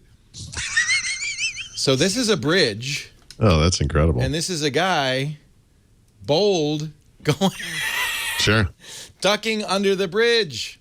This wasn't one of the. This wasn't one of the really low bridges because the railings are still up. But that's how. That is see amazing. The pilot house is sunk in so that it'll go under. Right. That's a bridge. It's coming at you at 20 miles an hour. That's like an X-Men movie or something. Chop your head right off. Anyway, I don't know. Thank you for joining us this week on River Cruising. It was really relaxing, and if you want to bring Lisa listen to 4 books. Yeah. Because there's not these boats aren't like cruise ships. There's not a lot to do. So I just picked up a 27-hour book. I'm thinking exactly. I'm going to be good for the whole trip. How long, Mary Jo, were you on the river cruise that you went on? We were there for 3 days. See, 3 days is that's not bad. The right amount. Because Plus, we went all around islands and we got off and got to go into caves and went to like a floating village. So there was a lot of activities. Oh, we stopped somewhere every day. It's fun. No, I'm being silly. I loved it. I had a great time. It's nice being on the water. Yeah. And we relaxing. booked another one, I'm telling you, for next year. Nice. So next year I want to see you water skiing off the back of that thing. Oh, really? Quickies. Okay, we did Flagship Gate. Cortana on Android. It's out. I haven't used it. Some Preview, say. right? Some say. Yeah, I don't have the preview, so I haven't tried it. No. Some say, well, that really makes it even less desirable to get a Windows phone. Some say. It's an app versus being an integrated part of the stack. That's the big difference, yes. Fewer things you can do. Like you can't do the Hey Cortana thing on Android. Right. And talk to it. But, the idea of them putting it on other platforms is so if you're somebody who has an Android phone and a Windows PC, you're going to have the continuity of Cortana across your devices. That's why they did it. It was to make sure whatever device you use, you can use Cortana. It wasn't so, hey, let's make it less attractive to get a Windows phone. That wasn't the thinking there. Microsoft's going where mobile is, right? Yeah, and that's smart. I don't think that's it's on iOS and Android if you're a phone user. Exactly. It is. I don't have a problem. There's kind of a breaking story about Lenovo, which of course owns Motorola, which makes Android phones. Yes. And they make their own Android phones as well. And would Lenovo, as the world's biggest PC maker, ever make a Windows phone? And what they're saying is that, by pushing all of their services on other platforms, it's made us easier for us not to worry about that, because we can keep making Android phones and our products will all work together very well. That's not good news. Well, I guess it's good news for them, but it's maybe not surprising. This is from NeoWin. Lenovo says Microsoft's cross-platform software makes Windows phones less relevant. Actually, well, okay, that's an interesting headline. I actually, that's not how they this is the story from v3.co.uk. That's not really what Lenovo was trying to say. What they were trying to say was we now have phones that work fine with Windows, so it's great. Right. They're positioning it slightly better than that. Although I remember they were rumored to be doing a Windows phone. Yeah. Yep. I don't know what the status of that is. We don't see, obviously Motorola phones are sold here in the United States, but the Lenovo devices are not. And I see them and you see announcements and they look really nice. And obviously they make high quality ThinkPad hardware and everything. And I always wanted to see a Lenovo Windows phone. And maybe now I will not. I don't know. Yeah. Okay, we continue on with our code word jukebox. The password is Panos Panay. Nice. Okay, I can do this one quickly. So, Stephen Elop is gone from Microsoft. Terry Myerson took over devices.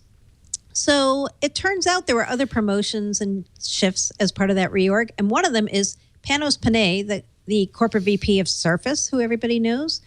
He is now getting the engineering job, the job of overseeing engineering for all of Microsoft's premium hardware. So he is going to be overseeing engineering for Xbox now, the Band, Surface Hub, Surfaces, Windows Phone. He's got it all.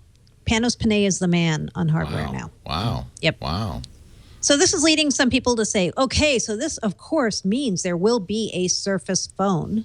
I don't know if we can jump to that conclusion, but I know Panos Panay is very fond of Surface, and it's his baby, so who knows? Maybe you'll see a phone with a kickstand. And seriously, that's kind of interesting. Who doesn't want to see a phone with that kind of styling as well? I think I know, it'd it'd be great. Magnesium case. Phone is a great idea. Sure. Yep. It would be nice, but we don't have any firsthand knowledge. Would you make it a phablet? I would. That's what I would do. Yeah, like a 6-inch. Uses a pen, Surface pen. You know, the Note 4, the Galaxy Note 4 is the one phone that's shining in Samsung's lineup right now. They have done very well with their giant phones with the styluses. Yeah, that's what my wife uses. And I'm not sure if she uses the stylus, though. I never use it, but having it. It's the having of it, not the using of it. Yeah. Surface 3, and the password is LTE. So quickly again, coming to AT&T only on Friday. The problem is you have to buy into one of their service plans to get it. Yeah, that's how they do a lot of tablets now. You go to the AT&T or the Verizon store. I'd like to just buy this thing unlocked and get a pay-as-you-go SIM and go to town. That'd be very interesting. Do they subsidize it? Yes, they do. All right. So there's different plans. There's a next plan you can get on, and there are business devices coming soon as well, which you can get with Pro instead of see, that's tempting. Core version. I've been waiting. I've been holding off on the Surface 3. Maybe that's the one I'll get. It's a nice little device. Yeah, and with LTE, it's really portable. And by the way, that in a way is the Surface phone because you put a Skype or something on there, and now you can make phone calls. Yep. True. We do know, though, that Verizon and T-Mobile are also going to do LTE versions of the Surface 3. We just right. AT&T's just first, Yeah. Interesting. Yeah. OneNote updated on iPhone, iPad, Android, and Windows 10. Any big new features? No. Well, actually, hold on. The interesting thing there, and it's only semi-interesting, is that they used to have separate iPhone and iPad apps, and now they're combined into a single universal app, as they call it. I don't know where they got that name from. But what that means to iPad users, which I think is where OneNote is particularly interesting, is there were a bunch of features that were in the iPhone version that were never on iPad. And so this version, now all of a sudden they got 5 or 6 new features. So it's kind of a big deal if you're on iPad. Yeah, that is. That is. Speaking of which, Send. Microsoft Send. What is that? Microsoft Send. We talked about this on the show about a month ago. It was an app that was being built by the Microsoft Garage Incubator. It was codenamed Flow. We wrote about it as Flow. Oh, Flow, yeah. Yep. And so it's kind of like a very lightweight email app. It lets you do almost like a chat-like experience within Outlook. So it's coming first to Outlook for iPhones. Okay. That's the first client. Then it's going to be coming to Android, then Windows Phone also. We just don't know when on Android and iPhone. I'm sorry, Android and Windows Phone. Today, it's available for download for iPhone, but you have to have an Office 365 business or education subscription to get it. Yeah. Because I pay for But they're going to expand that. They're going to expand who can get it, they say, but we don't exactly know what that means or when. We don't know if they'll take away the Office 365 requirement or not. We don't know. And Microsoft's taking that $6.5 billion profit and putting it into some new companies. I'm going to say a word and you say what it means. Adallom. Yes, Adallom. And so we should be clear. We don't know if Microsoft has actually bought this company. There are a number of people saying they have. They're a cybersecurity company with a very big presence in Israel, just like another cybersecurity company that Microsoft bought last year called Aorto. A's, all A's. Notice the A's. Aviato. Another cybersecurity company that Microsoft would probably use if they do buy it to secure software as a service applications, including Office 365.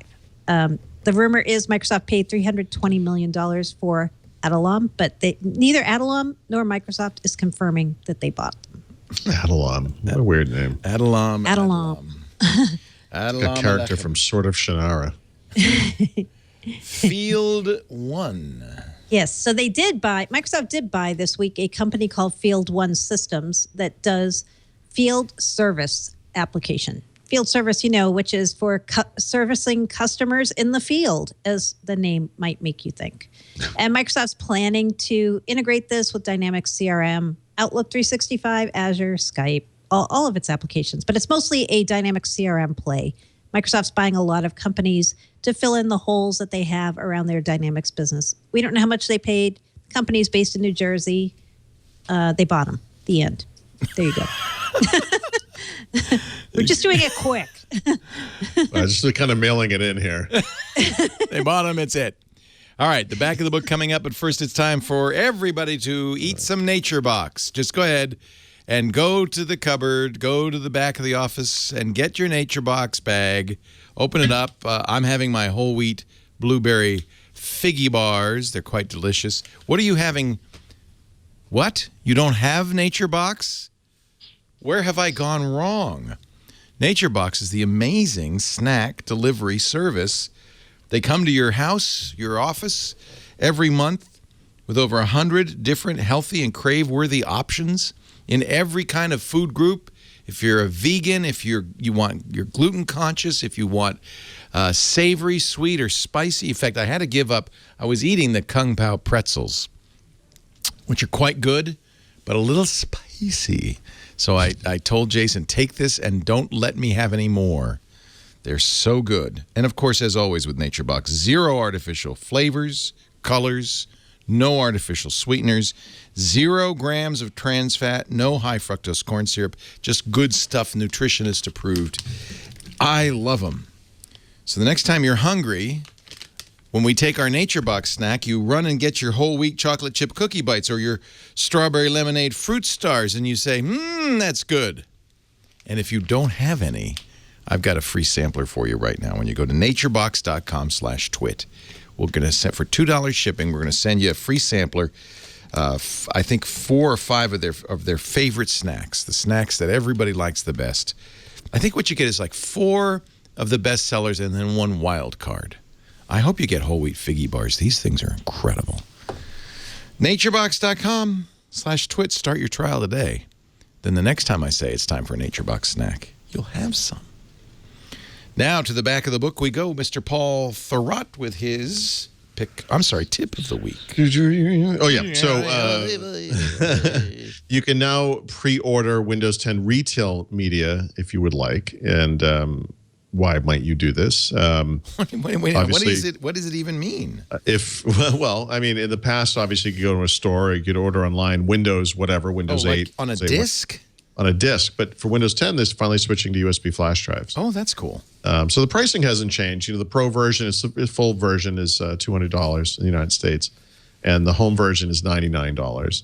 And, of course, there are many other ways to buy Windows 10. You can buy the the OEM versions. If you're building a new PC, you can buy upgrades to new product editions from within the product like you could before. And, of course, most people are just going to kind of get it for free as an upgrade from their previous Windows version. But if you do need a full retail version of the product, and some people will eventually going forward, you can pre-order that now. The interesting thing is it doesn't appear that this thing is actually going to be available on the 29th.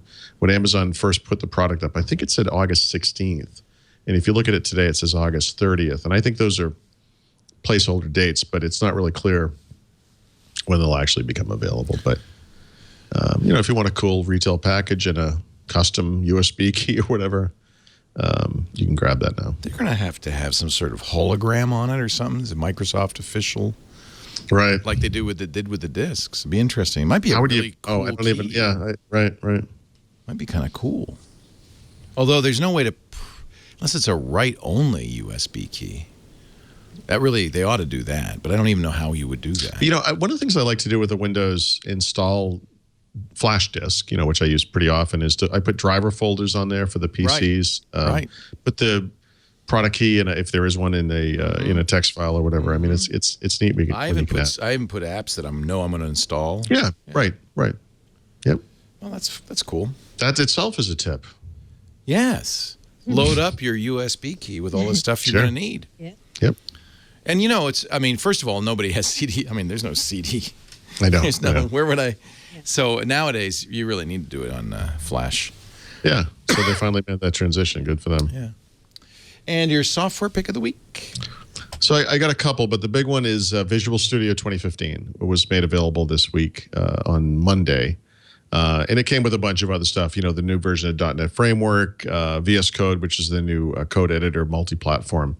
But the big news here, and this was true of the previous version, is that with 2015, there's a version called Community, which is really the full-featured IDE with all the languages and all of the SDK support and so forth, which is absolutely free. And if you want the full meal deal, essentially, it's not absolutely everything. It doesn't have team support and so forth.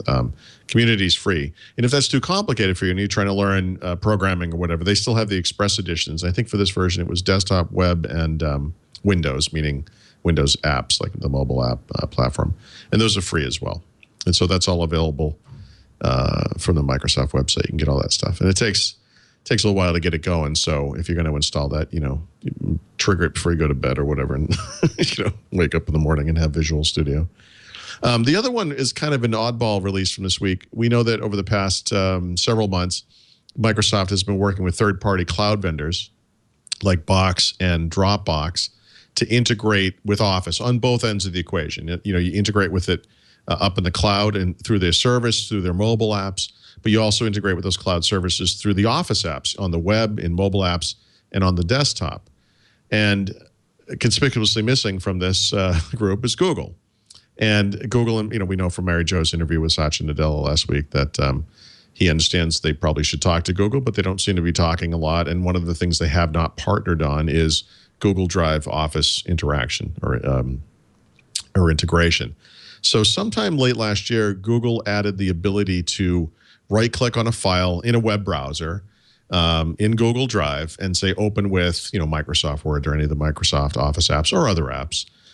This week, they released a plugin for Office. It works, actually, it might be, I wrote 2010, but I think it's 2007 and newer, but if not, it's 2010 and newer, so that you can integrate inside Office applications, Word, Excel, PowerPoint, with that cloud storage. And so it should work. I haven't been able to try it. I'm running Office 2016. The plugin doesn't actually work, but it should provide a level of service similar to what you see with Dropbox or Box or OneDrive and OneDrive for Business, where from within the Office application, you can access all of the documents you have stored in that service and edit them and save them to the cloud and get on with life. So kind of a nice bit of integration if you are using those two different products. Awesome. Mary Jo Foley has her enterprise pick of the week. Yes, my enterprise pick of the week is Exchange Server 2016. And guess what? It went to preview today. Yay! Just ahead of Windows Weekly. Amazing. Amazing. So this is the on-premises version of Exchange. It's going to have a lot of the features that are already in Exchange Online, which is not surprising since Microsoft's cloud first. There are a number of things around email archiving that are being updated, e-discovery, and one kind of quirky thing, they're making a number of changes to the Outlook web app client. Outlook web app is being renamed to Outlook on the Web as of this version. So from now on, Outlook on the Web instead of Outlook web app, because that just rolls right off your tongue. So much better. So much better. So happy. So much. And while we're talking about Exchange Server 2016, which is coming out this year, by the way, even though it's called 2016, it's going to be out in the second half of this year. Microsoft also snuck in a little thing at Partner Show last week. They are ahead of schedule with SharePoint Server 2016. Unbelievable, but true. They're going to have the beta of that, the first public beta, out in August instead of the end of this year. I think they're still saying spring 2016 for that next version of SharePoint. But if you're a SharePoint fan, and who isn't, you are going to be able to get that beta earlier than you may have thought. So that's like a double win enterprise pick of the week. Ooh. And now, time for our code name of the week. With sound effects. Nice.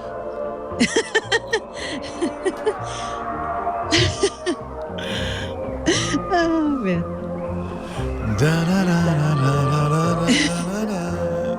Bobby Darin giving us our code name of the week, ladies and gentlemen. Yes. So first, I got to give a shout out. Sorry, that's Frankie Avalon. They all look the same to me. Yikes. Shout out to Aiden Finn on this code name, who goes by Joe Elway on Twitter, if you follow him there. Why, by the way? Yeah. The great quarterback, the Bronco quarterback. He loves American football, even though he's from Ireland. Yeah. By the way, I had dinner with Aiden when I was in Ireland. You know him. Nice. Yeah. Nice. He's a really good guy on all things enterprise. And he alerted me this week to the code name, which is Project Venus. Project Venus is the next version of Azure Backup. And the funny thing about this code name is, why is Venus the code name? It's because there's currently a service in Azure Backup that's codenamed Mars. Azure Backup has this service called Mars. So this is Venus, Azure Backup is from Mars. What about Pluto? Azure Backup is I don't know. Azure Backup is from Mars. I get it now. And this is from Venus. Yeah. Yeah. So some of the interesting things, if you go and find his post on this, Aiden Finn's post, he notes he has a slide from the Partner Show that talks about some of the new things coming in the next version of Azure Backup. And there are quite a number of new features that are pretty cool that are being updated from the current version of Azure Backup. Things like providing short-term retention on premises, backup of virtual machines is coming, and also support for workloads like SQL, SharePoint, VMs, and Exchange. So I would recommend you go find Aiden's post on this because he has a lot more detail, but that's the code name, Venus. Mm-hmm. Aiden, by the way, explains Joe Elway. He says he's a fan of both John Elway and Joe Montana. That's incredible. Okay, whatevs. That's incredible. Yeah. And I'm glad you picked a lovely beer from a town I was in just a few weeks ago. Oh, I wondered if you were there. I was in Cologne. It was beautiful. Yes. The beer pick of the week, and Leo, you may have to help me pronounce it. No, it's not like I was there. I don't know how to pronounce it. Geister's Zug? Geisterzug's Goza Rhubarb. Goza is the type of beer. Goza is a sweet a sour gonna yet say, salty beer. Not Sour sweet. yet salty. Yeah. Not I think I sweet. had some of this. Yeah. It's really nice. They make it with salt, Salty, actually. yeah. And that sounds weird, but it's delicious. And the one Yeah. I had this week here in the U.S. was the Goza Rhubarb beer from Braustel. Not the Goza in the darkness. Not that. Go, No. Gozer, not the that. key master. But if you like Casper the rhubarb, Goza. if you like rhubarb, and I do. I do too. Really nice mix of the bitter, the sour, and the salty all in one. And it's a very, very nice beer for So summer. it sounds like me. It does. It's the Paul Bitter. Thurrott What do you say? of Bitter, beer. salty, Bitter, and what sour, else? and salty. It's Yes. Paul Thurrott, ladies and It gentlemen, is. to a T. In beer form. The Goza of tech That journalists. is so funny. We had some interesting. That was one of them. That was very interesting. And then there's a smoky beer. It's very smoky. Yeah, the Rauch beer, right? Yeah. Really I'm nice. positive I've had this kind of beer, but I just looked it up on Untapped and I can't find any. Well, I that bet was you've probably had a Goza. before you were Yeah, tapped. I'm positive I have. I bet Before you the have, too. internet, you had a Goza. Before the internet. Yes. You know who There was doesn't no like such thing, rhubarb? yeah. Bears. They don't? You know how I know that? Oh. Because I saw a newspaper article just the other day of a bear that broke into a pie shop and he ate all the pies except the strawberry rhubarb. Yep. Yeah. Left that one. Maybe he was too full. My goodness, the time has flown. It is. Only 2 hours and a few minutes later, and we're done. And this was nothing compared to what next week's going to be like, because that's Oh, the no. Windows 10 week. I'll leave it to you Next guys. week's going to be interesting, Leo, because I'm going to be away. What? You just got But I'm back? gonna- He's going to be on the Oh, no. show. I'm going to be on the show. Oh, but you'll be gone the show from France. Right. Okay. And I I don't know will how be I will be on the show from here, and then right after the show, I'm going to the big launch party here in New York. So if anybody else who listens to Windows Weekly is going, I'll see you at the party. Where's that going to be? It's going to be in Tribeca at an undisclosed location. You have to have an invite You have for to have this. an invite. Fun. So, yeah, Wow. but it should be pretty good. Record some selfies. I will or not something. be going to the party that's not in Lyon. You're going to I be in guess you won't Lyon? then. Yeah. Oh, I'm so jealous. We're going there next September. I know. We're going to start our river cruise there. Of course So you are. excited. Because I'm following in Paul's footsteps. It's there's signs. Paul Thurrott slept here. It's amazing. I will. I'll leave. I'm going to leave you a message somewhere, and then you can go find it. Yeah, do leave a special gift. I'll leave you like €1 or something. Euro. You may need this someday. All right. Next week, 11 a.m. Pacific, 2 p.m. Eastern Time, 1800 UTC. Next Wednesday, we will do a special edition, Windows Weekly 424, the Windows 10 edition. That's when we do the show. And if you can be here live, that'd be fun. Let's all install it together. Let's break the internet. Let's break the internet. If not, of course, on-demand versions of all of our shows available. This one is at twit.tv/WW, but you can also get it wherever you get your podcasts, or Stitcher, or Slacker, or podcast apps on all the platforms. Dimitri Lee Allen's excellent Windows Phone version of the Twit app. It's all there. Paul Thurrott is at thurrott.com. That's where you'll catch his work. And get yourself a coffee cup while you're there. Did you get the beer steins yet? Yeah. So you know what? So we have the new mugs are in. This is the new Whoa, stuff. that's massive. And actually, you know what? It's much more solid than the old one. It's like I've got kinda the old thick one and here. heavy I need to and get a nice. big, nice, and it doesn't have your name in the lip. yeah. Well, you got the signature edition one. I have the signature. Yeah. That comes without any crap, really. This is the Thurrott mug signature edition. I Yep. still want a signed edition of the beer stein, by the way. Okay. We could probably. Is that make happen. actually your signature, or are you? That is actually me writing out my name in script, It's nice. but I don't sign like checks or my because you can read taxes it like that. Yeah, because you can read it. That's not good. Yeah. Mary I Jo, did write. That's nice. I like that. Yes. Mary Jo Foley is at allaboutmicrosoft.com. That's the, of course, ZDNet blog. She pens and gets all the big scoops on and all that stuff. And, of course, we're thrilled you're both here each and every week to talk about Microsoft and Windows and all that stuff. See you next time. Bye-bye.